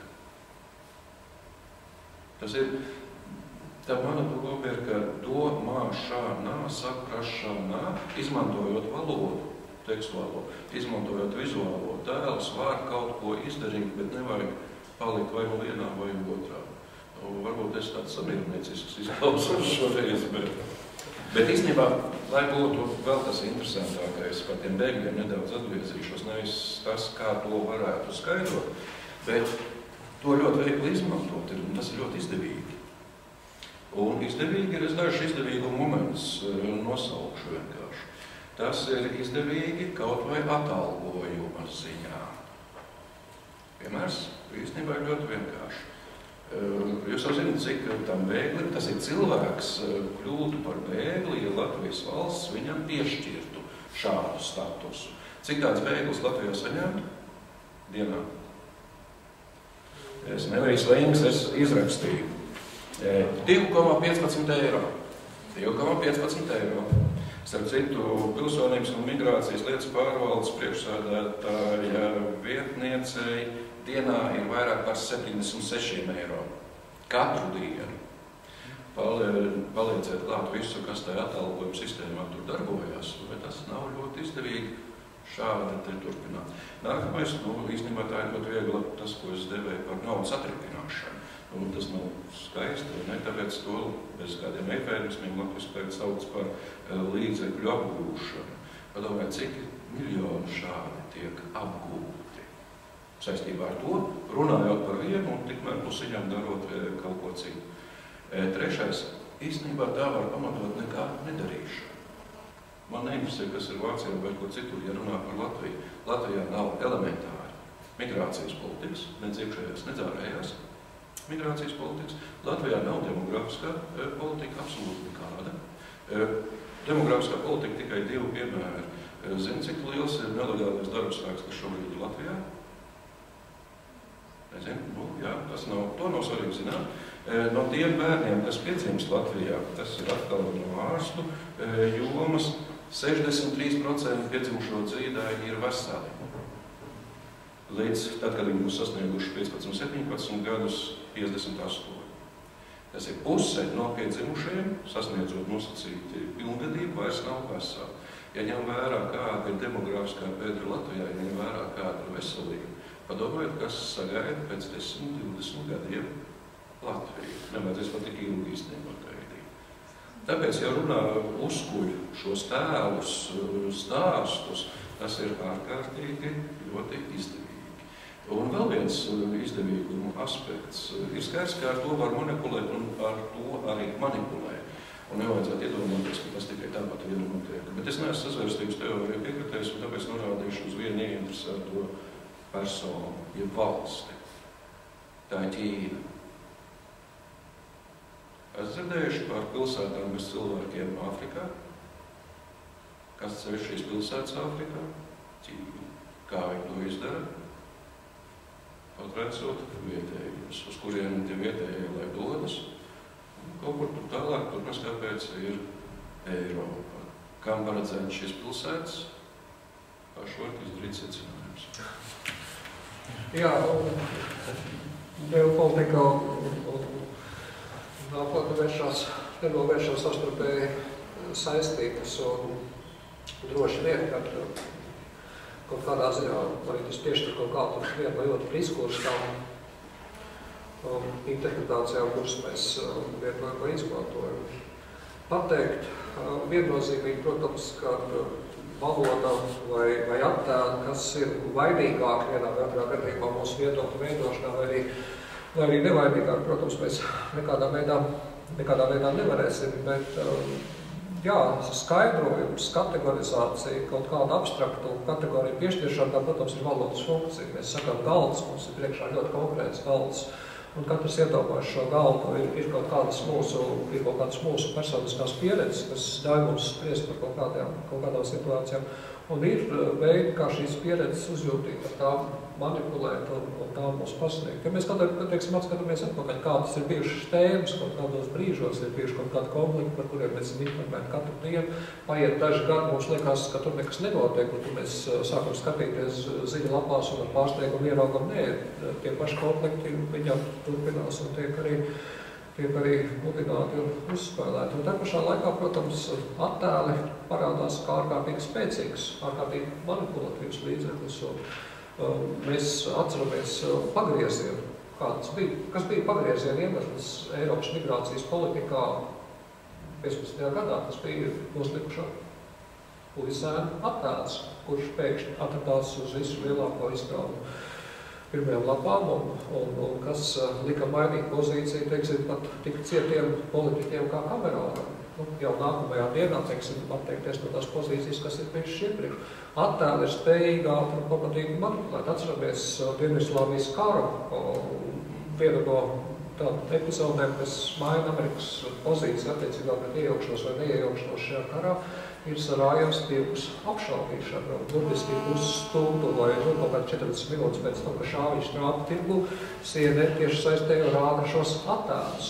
Nākamajā mirklī žurnālisti vaicā prezidentam Clintonam tobrīd, kā viņš reaģēs uz šo situāciju. Un attēli ir radījuši to situāciju. Politiķis varbūt tajā brīdī bija cilvēki, kas teica, ka mūsdienu straujā mēdī demokrātija draud nolaupīt demokrātiju. Politiķiem patiesi demokrātijas apstākļos ir jābūt iespējai vismaz 24 stundas pārdomāt savu lēmumu, izdomāt, teiksim, sekas dažādos veidos. Bet tas norāda, ka attēliem ir ļoti liels spēks un ļoti liels potenciāls, bet attiecībā tā, kādā ideoloģiskā rāmī šie attēli tiek ielikti uzsniegt, kāda viņiem atbilē. Bet tam pie tā pulsēna, kas, protams, ir vēl viens jautājums, tā arī neviens no žurnalistiem nepavaicāja šīs problēmas otru pusi. Kāpēc noslīgst bērni, kuriem ir glābšanas vestes? Un šie bērni ar glābšanas vestēm noslīgst tāpēc, ka šīs glābšanas vestes ražo Turcijā no materiāliem, kas nav piemērots glābšanas vestu ražošanai. Teiksim, ja jūs nevarat par celtniecības pultām piepildīt vesti, nevar tikt izmantota cilvēku glābšanai. Bet šī vēl viena, teiksim, problēma, kas faktiski mēs šobrīd redzam Turciju kā viens liels neatrisināts kaut kādā ziņā jautājums sākot Jā, Turki mums sagādāja problēmas, kad viņi paņēma Konstantinopoliti. Jā, tā kā... Es tātad piebildīšu, īstenībā varbūt varētu teikt, ka islāma kultūra ir bijusi daudz, kur, jau pieminēja, ka daudz kur priekšā. Brīvais tirgus, kur brīvais tirgus pirmo reizi funkcionē? Arābu kalifātā. Vairākas gadsimtus. Islāma kultūra arābiskajā variantā vēl Spānijā, līdz kuram gadsimtam tas vispār dominē un kas joprojām ir palicis.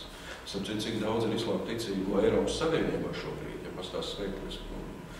Tur ir ļoti liels dīvainības, jo, ja pastāst, cik daudz tās, nes kāpēc mēs pēc tiem bēgļiem vai vismaz es, īstenībā pagājuši gadu bēgļu Eiropā, Eiropas Savienībā nav vairāk, kā tas ir bijis iepriekš.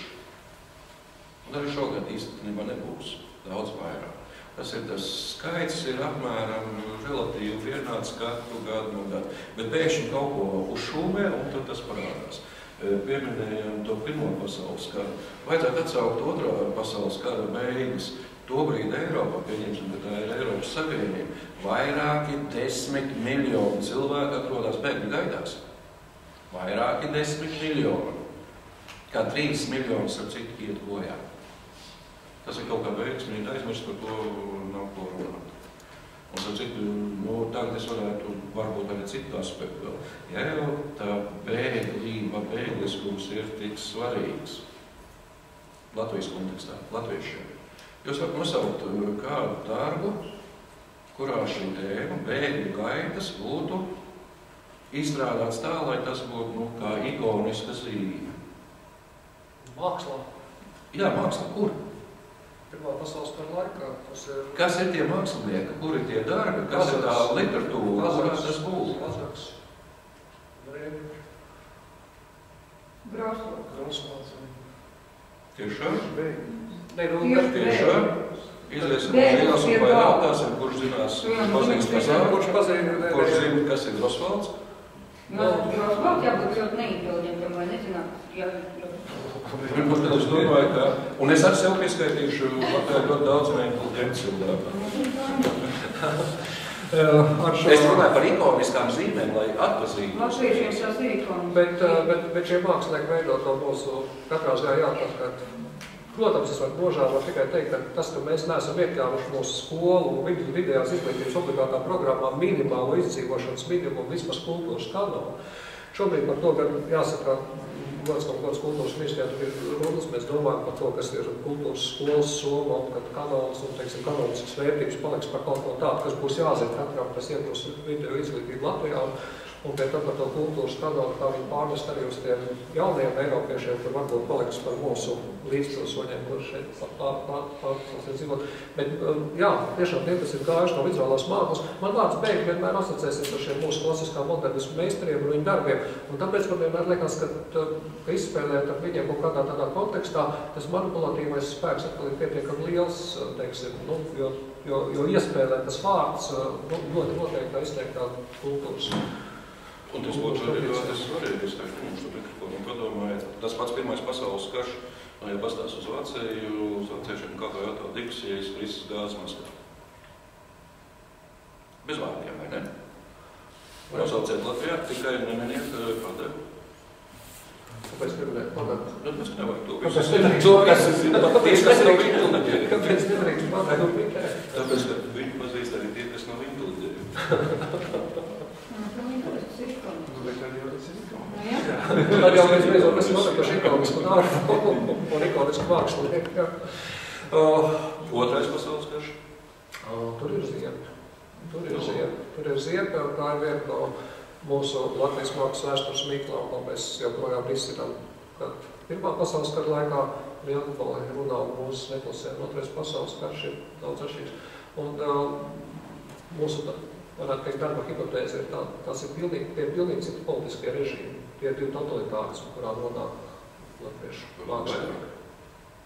Nē, tā ir pilnīgi cita situācija. Mēs nevaram sēžot demokrātijas apstākļos kritiski analizēt no cilvēku veikumu, kas ir atradušies tajā brīdī totalitāru lielvaru, teiksim, spēlēs, jo tā ir, šajā brīdī visi diskursi, kā tekstuālais, gan vizuālais, tiek pakļauts pilnīgi citas kontrolas un varas līmenī. Bet šis repliks, man liekas, ir iezīmējās, ka mūsu scenārijā laimīgi ir pienācis trešais posms, jo diskusija nebūtu diskusija, saruna nebūtu saruna, ja jūs neuzdot ārķīgus jautājumus, neizteiktu kritiskas piezīmes vai vērtējošas vispārklājumus. Visu vēl nebija ieradušies, bet teica, ka jums ir krastējumi ir pociņas labā kreisā, tas ar elektrību saistīts. Jā, to var pārbaudīt. Tie, kas nebaidās. Jo ne jau jums stāpīs mums. Jā. Kaut gan, jā, cilvēki apgalēmies, ir vēl klos elektrītas, nekad neliks rokas pie tām pokām. Viņi nebūs pārliecināti vai efekts nebūs tomēr pretējums. Pie tā visa, ko mēs esam teikuši, kas tad ir manipulatīvāks? Attēli vai vārdi? Man liekas, ka tas ir apmēram tāpat, kas prasīja, kas ir galvenais, vai kas bija pirmais visu vai olu. Vismaz tā izklausās, jā? Tā nav? Arī tu būtu. Man atbildi jau bija tā, ka es nevaru to pateikt, es lietoju šo apzīmējumu nojēgumu diskursīvās prakses, un vēsturiski varu fiksēt tas, ka kādreiz patēli, vizuālais ir iepriekš, un pēc tam parādās valodiskais, vārdiskais, kas skaidro šo vizuālo, un dažkārt ir otrādi. Bet tas kopumā funkcionē kā tāds viens veselums. Teiksim, manā gadījumā man tas viens veselums iezīmēs līdz ar 18. gadsimtu, kur redzams. Bet ir kaut kas pārmantojums, un otrs ir aizmirst piebilst, nevajag uzskatīt, ka esam galīgs muļķis. Jo ir pilnīgi skaidrs, ka viens ir mākslā, ir pieņemtā tradīcija, kā kaut ko attēlo attēlo. To ir nepieciešams ņemt vērā, ir nepieciešams ņemt vērā individuālu pieredzi un tā tālāk. Tas viss, protams, ir un arī Veronēzes gadījumā diezgan daudz lietas, kuras, ja skatītos tikai šo darbu, būtu daudz uzmanīgāk un precīzāk. Šobrīd tas arī bija tikai kā ilustratīvais materiāls, nekas vairāk. Jā, tomēr, teiksim, vēlreiz atgriežoties pie šo diskursīvo prakšu jautājumu, nenoliedzam tiem piemēram, kad mēs redzam, ka tekstuālie diskursi apspiež vai izslēdz vizuālos diskursus no aprits, te pašā arī islama kultūrā, kad attēlošana paliek par kaut ko, teiksim, paliek neattēlojami objekti, vai mēs zinām, teiksim, svētos personāžu kā pravieti, lai viers ar viņu, vai viņa svēto zirgu, kurus nedrīkst attēlot. Ja? Tas tomēr, teiksim, viens ir, ka teksts šajā gadījumā ir kā tas, kas prevalē. Protams, ir ārkārtīgi interesanti šī leģenda par to, kā pravietis ir pats ar savām augstām aizsedzis jaunos Marijas un Jēzus bērnu attēlu kādā no kristiešu dievnaviem, lai viņa karotāji līdz ar citām ikonām šo attēlu neiznīcinātu. Jo var teikt, ka tā inkarnācijas mehānisms, kas bija jaunavā Marijā, ir salīdzināms ar tekstu inkarnāciju arī šajā kultūrā. Bet tātad tas nozīmē, ka teksts kaut kādā ziņā būs tomēr dominējošs, teiksim. Varbūt var tā drīzāk būtu, un tad jau mēs pārējām tiešām tādu semiotiku. Es tad teiktu tā, ka ir noteikti periodi, kad teksts viennozīmīgi, valodiskais, vārdiskais teksts ir dominējošais. Bet drīz vien viņi domāja, kad parādās vizuālais. Un ir tāda fluktuējoša svārstība. Un tas vēl ir vairāk, manuprāt, parādās 20. gadsimtā un 21. Tad ir vispār, kad ir dažādu laiku, telpu, vienkārši sajūkums, tas sakrīt, sabirst visu vienopus.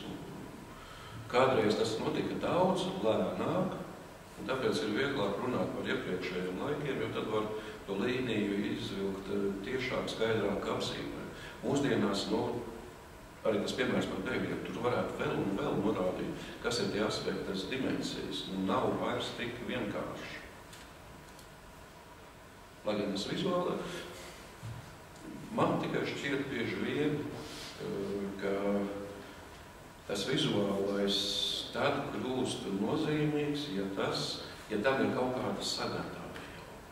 Tas ir, varat smieties vai nesmieties, bet, manuprāt, dažkārt mākslas filmās ļoti precīzi tas ir parādīts. Un gan jūs esat redzējuši tāds filmas, ka kaut kāds pirmatnējais primitīvās sabiedrības cilts pārstāvs nokrūst mūsdienu pasaulē, un tad pēkšņi ieraug televizoru.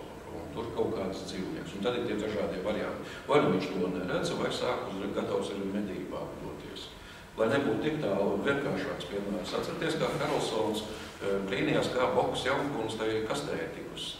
Televīzijas kastē. Ja nav kaut kas jau iepriekš iestrādāts, nav taču saprotams, kā tajā kastē ir cilvēks redzams. Un tas ir, es pieļauju, ka varētu būt, ka kāds skatītos uz to un neredzētu. Kāpēc, ka viņam nav iestrādāts jau tas. Var smēties arī par tiem cilvēkiem, kas, piemēram, dažādas smalkas ierīces izmanto kā āmuru vai kaut ko tam līdzīgi. Viņa pasaulē, dzīves pasaulē, tas atkal man būtu terminoloģiski vieglāk runāt, viņa dzīves pasaulē nav saslēgušies noteikti procesi, noteikti darbības, lai saprastu, ka dators ir dators un nevis, pannas palikas vai kaut kas tam līdzīgs.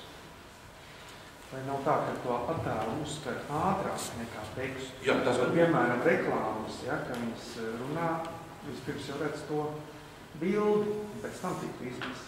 Ja tur vispār ir kāds raksts. Tā nav. Kaut kādā mērā mēs gribējām arī norādīt, ka ikoniskie tēli ir tie, kas ir primāri, tad seko, mēs saprotam kaut kādas indeksiālas saites, un tad mēs beigās izdarām slēdzienus, pieņemam, ko novērot, mēs varam spriest par kaut kādiem likumiem vai likumsakarībām. Tās manipulācijas mēs varam veikt tikai jau valodas vai teksta telpā. Un, jā, protams, tas, kā mēs lietojam, izmantojam, vai vēl vairāk, šobrīd mēs varam ar savu veidu tādu augstprātību skatīties uz, vismaz komēdijās ar šiem primitīvo tautu pārstāvjiem, kas kādreiz tika attēlot, kur nezinu, kā lietot tehnoloģijas. Tā pašā laikā, skatoties uz viņiem un smejoties, es domāju, ka katrs no mums sajūt arī tādu vieglu satraukumu par to, kas notiks, tad, kad mēs saskarsimies ar nākamajām tehnoloģijām, kas būs attīstītākas, sarežģītākas vai komplicētākas, vai beigās, varbūt mēs jau esam saskārušies, ja? Varbūt kaut kādā ziņā mēs jau esam daļā no simulācijas procesa, kurš, kā ir viena no šīm jaukajām hipotēzēm, protams, ka tie nav citplanētieši, bet tie ir tie paši, tiesam mēs paši cilvēki, homo sapiens nākotnē attīstījušies, mēs vēlreiz simulējam tos procesus, kas ir bijuši pagātnē, lai saprastu un atbildētu uz jautājumiem, uz kuriem mēs šobrīd, piemēram, nevaram atbildēt par to pašu valodas pirmsākumiem vai veidošanos, teiksim, par mūsu kaut kādu priekšstatu vai veidošanos. Jā. Jautājums ir par to, kas tad varētu būt tā lieta, moments, kas padara to nepazīstamo lietu saprotamu kaut kādā laika gaidā.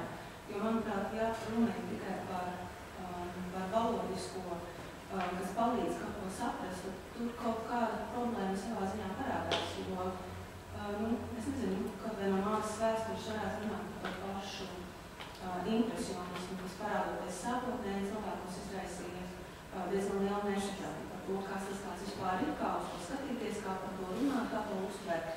Taču vai tas ir tikai, vai mums ir jāpateicas valodai par to, ka mēs šobrīd jau, skatāmies uz impresionismu ar citām acīm un saprotam to varbūt jau citādākā veidā.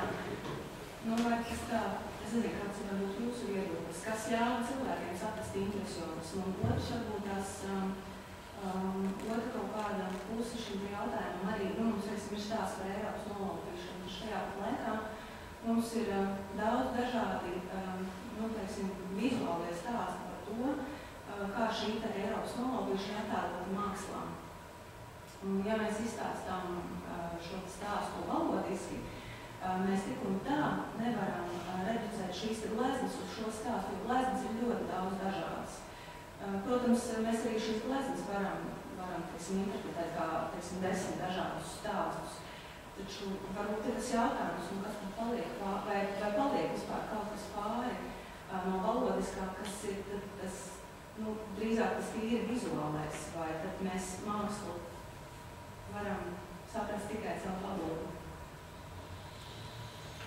Tas tad ir tā kā uz manu lauciņu attiecās, bet es labprāt jūsu komentāru par šo pēdējo, par mākslas saprašanu ar valodas palīdzību. Un uzreiz tā prātā Rolands Barts savulaik teica, ka valodai attiecībā pret attēlu ir divas funkcijas. Pirmā ir represīvā funkcija, valoda nosaka, cik vārdi valoda nosaka interpretācijas koridoru. Neko nezinot par antīko mitoloģiju un laimīgi dzīvojot, teiksim, neko nezinot par Veronēzi un tā tālāk, ieraugot šo jauko darbu, tur ir kaut kādas jaukas, tur brīnišķīgas frivolas jaukundzes, lido eņģelīši, un tur varam arī neko nezināt, bet beigās arī par to, kas ir Kupidoni un ko viņi, kāpēc viņi tur tā dara un tā tālāk, un tie dzīvnieki un vērši, mēs varam redzēt vienu stāstu. Mēs uzzinām šo nosaukumu, tā ir Eiropas nolaupīšana. Mums pietiek, tas ir kā savu veidu koda vārds, mums reiz tā prātā cita Eiropas nolaupīšana 89. gadā Aijas Zariņas instalācija no dēļiem Jāņasētas pagalmā sasist, teiksim, kaut kas varētu atgādināt kaut ko, teiksim, vai Aigara Bikšas darbs piepūšamā Eiropas nolaupīšana, kas bija netālu no brīvības pieminekļa, ka tur interaktīvi, teiksim, skatītāji kaut kādā brīdī, teiksim, protams, tas nosaukums ir tas, kas padara, sašaurina šo interpretācijas koridoru, jo visi šie trīs piemēri, ja es tā saliktu kopā vizuāli, ir kaut kas pilnīgi cits un atšķirīgs, jo, teiksim, šeit mēs aizskatītos uz tā Iglārs jau teica, varbūt uz to krūti un aizdomātos, tā ir tur vietā vai nav. Uz Aijas Zariņas darbu domātākties, ka tie dēļi bija riktīgi neapstrādāti, tur sasisti šlinku šļankot, tur tā kaut kādā apkrāsot, jā, un tad, tā mēs parasti tomēr latvieši nedarām. Protams, jā, pie kaut kādiem varētu būt bēgļi, kaut kādā sastrādāt drīzāk. Un, beigās, tad tur Aigars kaut ko tur piepūšam un tā tālāk, un tur kaut ko ir sastādēs. Tur pilnīgi trīs dažādas lietas, un tomēr tas teksts ir tas, kas rada, un tā ir tā otrā funkcija, kā tā minēja Barts, konsistences, sasaistes radīšana, teiksim, kaut kādos stāstos. Tie ir trīs dažādie vērši ar Eiropā dažādās stadijās arī, teiksim, pateicoties tam tekstam, mēs viņus varam salikt kopā. Tādās, jā, protams, kā jau minēju, māksla, vismaz tādā izpratnē, kā mēs pēdējos 50 gadus runājam par mākslu, tajā vietā, tajā lomā, kas ir mākslā mūsdienu rietumu kultūrā, kas ir palikusi gana globāli, jo lai gan, un te šis interesantais paradoks, lai gan kā eiropieši mēs jūtamies identitātes krīzē, mēs esam zaudējuši savu globālo pozīciju, un mēs redzam, kā visapkārtējā pasaule, faktiski mūs apdraud, un droši vien tur ir kaut kāda racionalitāte tajā visā, lai tajā pašā laikā mūsu radītais produkts, starptautiskā internacionālā modernisma valoda, modernā māksla, tas, kas dominē visas planētas līmenī, jūs aizbrauksiet uz modernā māksla, tā pašā Stambulas modernās mākslas muzejā, viņa izskatīsies apmēram gana līdzīgi tai, kas būs arī tad, kad mēs uzcelsim to mūsu jauno mākslas, modernās mākslas, laikmetīgās mākslas muzeju. Un vēl jau vairāk, ja mēs lasām par šīm pašām jaukajām ģeopolitiskajām lietām, to, ko raksta Japāņi vai Dienvidaustrumāzijas pārstāvi vai Āfrikas pārstāvi, viņi joprojām uztver Eiropu kā savu veidu šo potenciālo draudu un balto eiropiešu, teiksim, šo te civilizāciju kā kaut ko tādu, kas joprojām, teiksim, ir ar šo manipulatīvo spēku, pasaules kontrolas potenciālu un iespējām. Tā kā šeit šī saspēle izvēršas Bet, neatkāpjoties pārāk tālu par impresionismu. Impresionisms ir, jā, protams, tas ir gan interesants stāsts, jo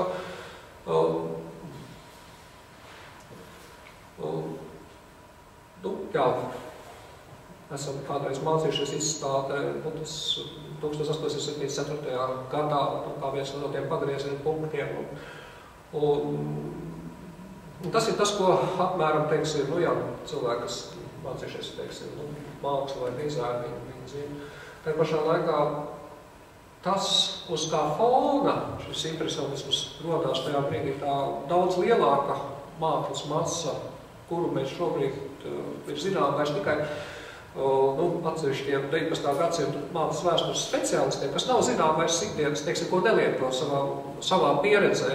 Cilvēki, kas praktiski nodarbojas ar mākslu, praktiski nodarbojas ar dizainu, viņiem 19. gadsimta 70. gadi Parīzē automātiski, kas ir impresionismu laiks, un tas, ka faktiski impresionismu tajā brīdī ir absolūta minoritāte mākslas pasaulē. Un tas, protams, ir kaut kas paslīd garām, un lielā mērā, protams, tas ir tas veids, kā ir izveidots stāsts par vēsturi, jo vēsture vienmēr ir kaut kāds stāsts, kas tiek pastāstīts. Vēsture nevar izvairīties no narratīviem.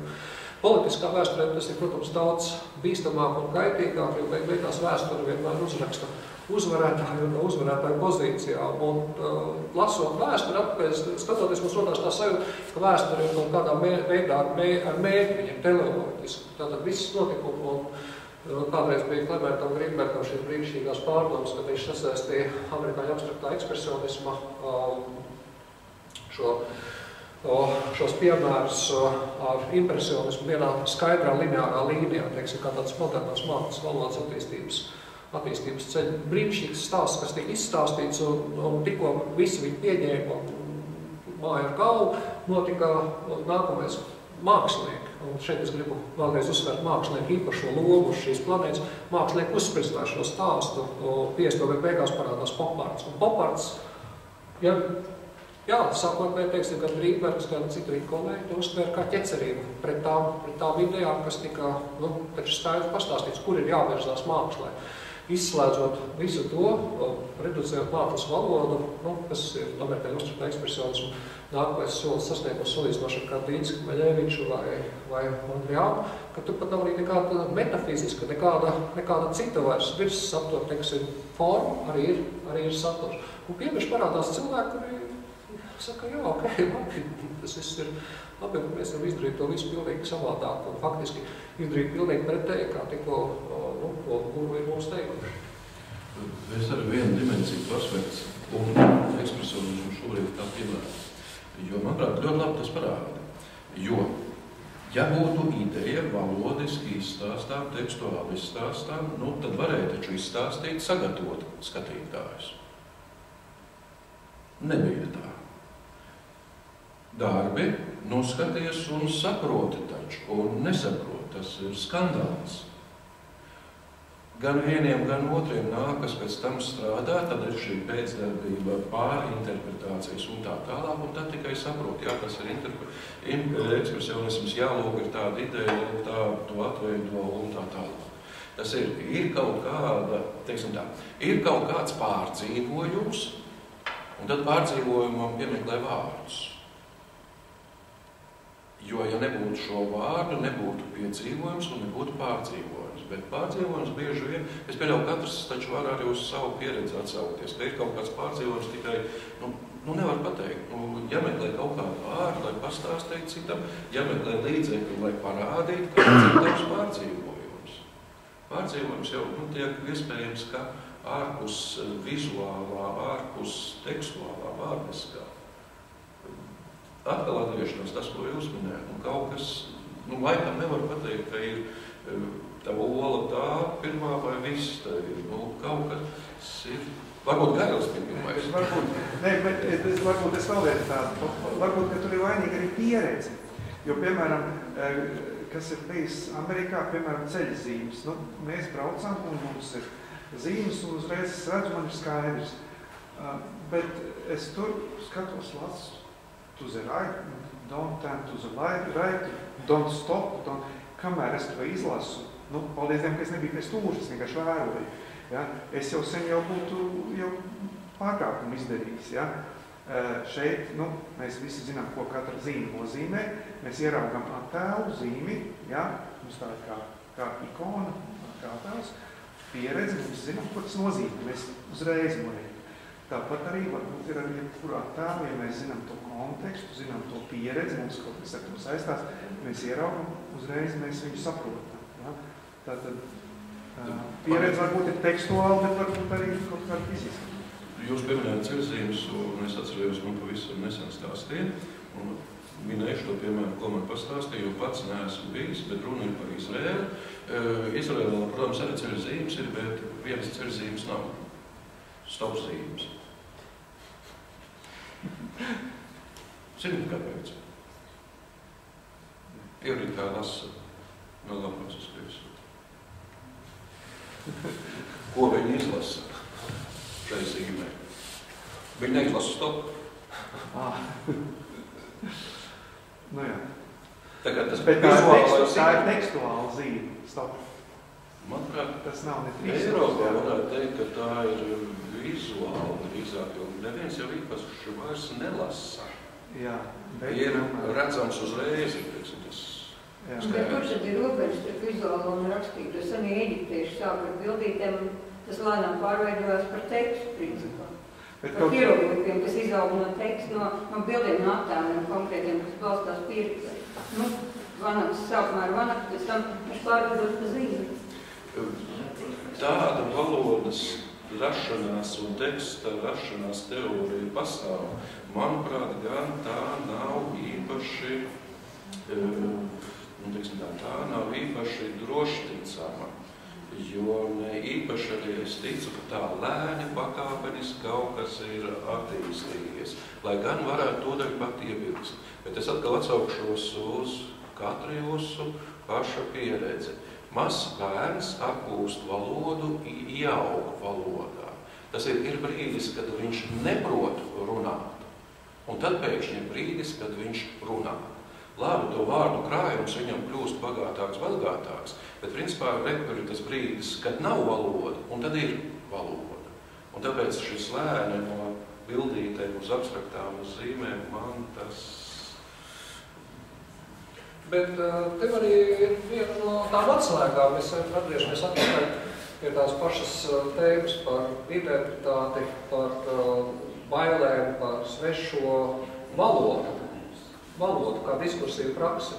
Kā jau tādas brīžīgi pēc balstās pieredzē, kaut kādā ziņā bērns apgūst. Tas ļoti sarežģīts process, vairāk gadu garumā viņš apgūst valodu, un beigās tā valoda ir kaut kas, ko viņš pārvalda. Un valodas sniedz šo drošības sajūtu, pat tam cilvēkam, kurš taisīja tam pašnāvību, tad, kad viņš izspēlēja valodā šo scenāriju, viņš atbrīvojās no šī savu kompleksu. Vismaz katrā ziņā daļa psiholoģija tā uzskata, ka verbalizējot, vai kā Džulija Kristīva atkal teica, bērnības bailes ir tās, kuras mēs nevaram izteikt valodā.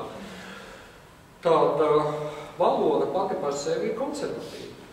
Valoda ir tā, kas ir galvenais dzinējspēks konservatīva ideoloģija. Valoda mums rada šo pieredzes, zināšanu un drošības telpu.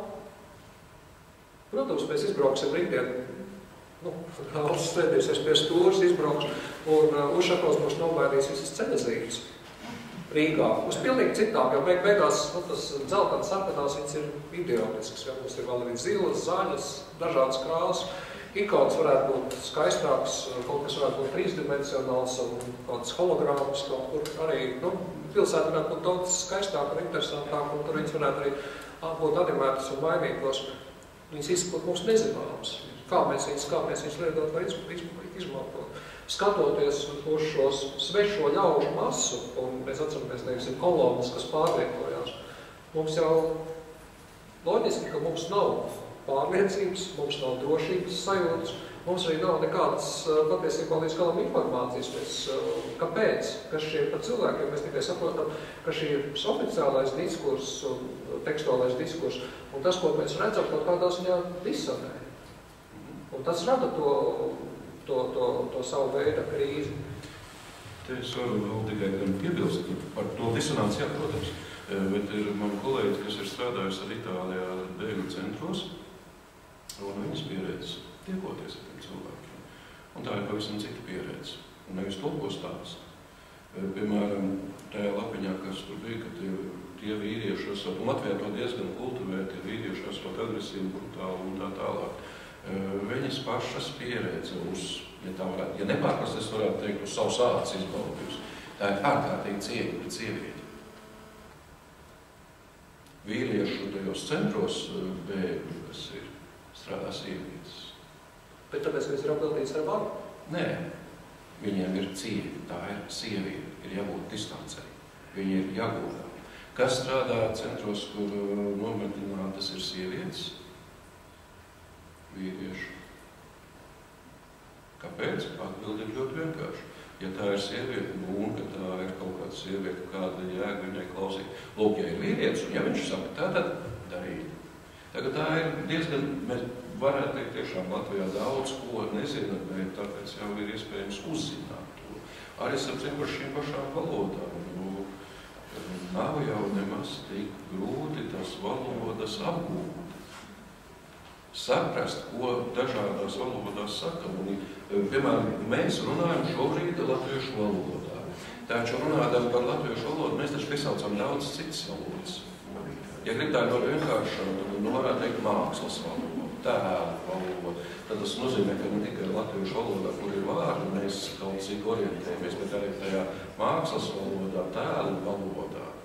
Ja izmantojam vēl, un mēs izmantojam dažādas teorijas, tās atkal ir dažādas valodas. Īstenībā jau cilvēks ir daudzvalodīgs.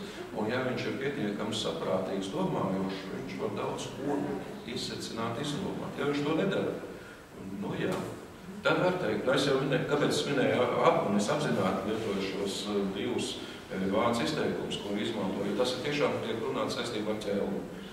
Jo mums ir seksuālā vardarbība, uzbrukums, seksuālie uzbrukumi. Vāciski tā to nedēvē. Kāpēc Latvijā tā dēvē? Varbūt tā tikai tāpēc, ka viņi mēģina ieviest politkorektu nianses. Nē, tas nav politkorekti, tas ir precīzi pateikts. Latvijā ir seksuālais uzbrukums. Tur ir neatļautā iejaukšanās. Visu. Vai nav vienalga, kurš ir neatļaut iejaucies? Kāds kaut kur ir iejaucies. To nedrīkst darīt. Visu. Man ir vairāk pārsteidzu, līdz šim, gudīgi sakot, es tā neesmu to sapratis, un neviens nav paskaidros, kāpēc vācu valodā parādīs šis apzīmējums seksuālo vardarbību kā vardarbību pret vājākajiem. To man nespēja paskaidrot. Bet, laikam jābeidz, ja? Bet tā kā par šo jautājumu es diezgan centos iegūt informāciju, cik neiespējams, un tās principā tās bija tātad vācu valoda, angļu, franču un itāļu, kas bija, bet viens no maniem draugiem paziņām devās uz Dienvidu Ameriku, un es lūdzu, lai viņš man palīdz sniegt to informāciju saistībā ar ķelnes norisēm, arī no Dienvidu Amerikas puses, viņš bija Peru. Un man interesēja, ja jau tāds neliels bursmas un reku šī seksuālā vardarbība, tad kas notiek Peru, kur ir gadu desmitiem? Karš, šausmas, posts un nezinu kas. Un atbildi bija dīvaināk, īstenībā viņam pašam ar tas bija pārsteigums. Viņš saka, vardarbība, seksuālā vardarbība, caurmērā tāda pati kā vidēji Eiropā. Tas ir tai Dienvidamerikā, kur it kā cēloņi būtu, lai būtu šī seksuālā vardarbība, būtu gana daudz, nav šīs seksuālās vardarbības. Tas, ko latviski saprot, ir seksuāli. Kāpēc Dienvidamerikā jābūt seksuālā vardarbība? Paskatieties, kas beidzamos 20-30 gadus ir noticis Peru. Kas tur noticis? Es paklusēšu. Paskatieties, kas Peru ir noticis, kāds diktatūrs, kas ko nomainīs un kas noticis ar cilvēkiem. Nu labi, tiešām mēs esam pienākuši pie tā jautā brīža, kad mums ir gandrīz vai pienācis laiks. Tātad trešā stadija tagad laimīgi tuvojās noslēgumam. Visiem vēl ir iespējams uzdot savus beigu jautājumus, izteikt savus viedokļus, vai arī aizgūstot šo paradumu no Budas pērkona grimdoša klusēt. Kā saskaņā ar budismu tradīciju Buda atbildēja uz jautājumu, vai Dievs ir vai nav, viņš atbildēja pērkona grimdoša klusēšanu. Un, nu, vēl bija viens variants. Jā, un mēs esam pienākuši ziedīgi nav. Mēs esam pienākuši pie tā brīža, kad katram no diskusiju dalībniekiem ir iespējams teikt savu to beigu statement, ja, teiksim, dažas no fināla vārdiem, ar kuriem viņš vēlētos, lai jūs aizietu projām, teiksim, tas, kas būtu tas final takeaway, ja, teiksim, tas, ko paņemt līdzi no šīs diskusijas. Nu, es izteikti pieļauju, ka varbūt būtu jēdzīgi šādas diskusijas turpināt. Bet tas nozīmē, ka atbildi lielā mērā ir no jums, un, protams, no Mākslas akadēmijas. Jo padomājot, īstenībā jau Latvijā diskusijas ir tas, ko izmantojot grieķu variantu dēvē par agoru publisko telpu. Latvijā jau tas publiskās telpas, lai domāt, runāt, īstenībā nemaz nav tik daudz. Jā, paldies, man liekas, tā ir brīnišķīga ideja un iecer, ka mēs varētu pēc kādiem brīžiem atgriezties, un kā mēs redzam, mēs dzīvojam, kā ķīnieši teikt, ļoti interesantā laikā, un tēmas mainās, un varbūt pat iepriekš izstrādātās tēmas tiek papildinātas ar jaunām tēmām. Skatoties uz Eiropas gana sarežģīto situāciju un pozīciju, droši var teikt, ka viss interesantais ir vēl tikai priekšā. Janvārī, tad, kad tikos ar saviem kolēģiem no Lielbritānijas, no Londona, tad viņi bija pārliecināti, ka tomēr referendumā šoreiz nobalsos par izstāšanos, neatkarīgi no tā, ko Kamerons sarunās vai nesarunās, bet no kaut kādu no tās sajūtas. Un tas ir gan simptomātiski, jo tie tomēr ir vidusšķiras pārstāvi, cilvēki, kas ir relatīvi baudījuši labklājību pēdējos gadu desmitos. Un, jā, ok, labi, viņiem var nepatikt reformas, kas ir Lielbritānijas izglītības sistēma, augstākās izglītības sistēma un tā tālāk viņš, bet tomēr ir kaut kādā veida priekšstats par, un tas ir, es pieņemu tieši tas pats Eiropas identitātes problēmas jautājums. Par jautājumu, kas ir Lielbritānija, vai Lielbritānija ir vairs tikai daļa no Eiropas Savienības, jo Lielbritānija ir vēl kaut kāda cita daļa, un tie, kas aizstāv to pašu Lielbritānijas izstāšanos no Eiropas Savienības, viņi runā par šo ģeogrāfisko aspektu, ka Eiropa nevar tik reducēta tikai līdz vienai savienībai vai vienas savienības, teiksim, kaut kāda veida politiskajā telpā. Tagad mēs redzam, ka iemesli diskusijā absolūti varētu būt, un man savukārt varbūt novēlējums varētu būt tas, atcerēties, ka vizuālais diskurss ir spējīgs uzspridzināt tekstuālā diskursa, teiksim, stingrās normas, un tas ir viens no tiem mākslinieku spēkiem, ko mēs, es nezinu, dažkārt apzināmies, bet dažkārt arī neapzināmies, ja mēs tomēr esam arī visi pietiekami labi audzināti, paļāvīgi un pieklājīgi un spējīgi ar to visu tikt galā. Bet es domāju, ka šis ir brīnišķīgs brīdis, lai vēlreiz izteiktu savu patieso cieņu un atzinību Igoram Švaivam, kurš ir mūsu šī vakara viesis un ir pagodinājis mūs ar savām pārdomām par ne tikai sākotnēji mūsu šo tekstuālā un vizuālā diskursa attiecībām, bet arī ar piemēriem, kas ilustrē diskursīvo prakšu sarežģītākos un droši vien no nākotnes viedokļa raugoties arī izkārtākos aspektus mūsdienu kultūras, sabiedrības un arī politiskajā telpā. Tā kā teiksim, paldies mūsu viesiem!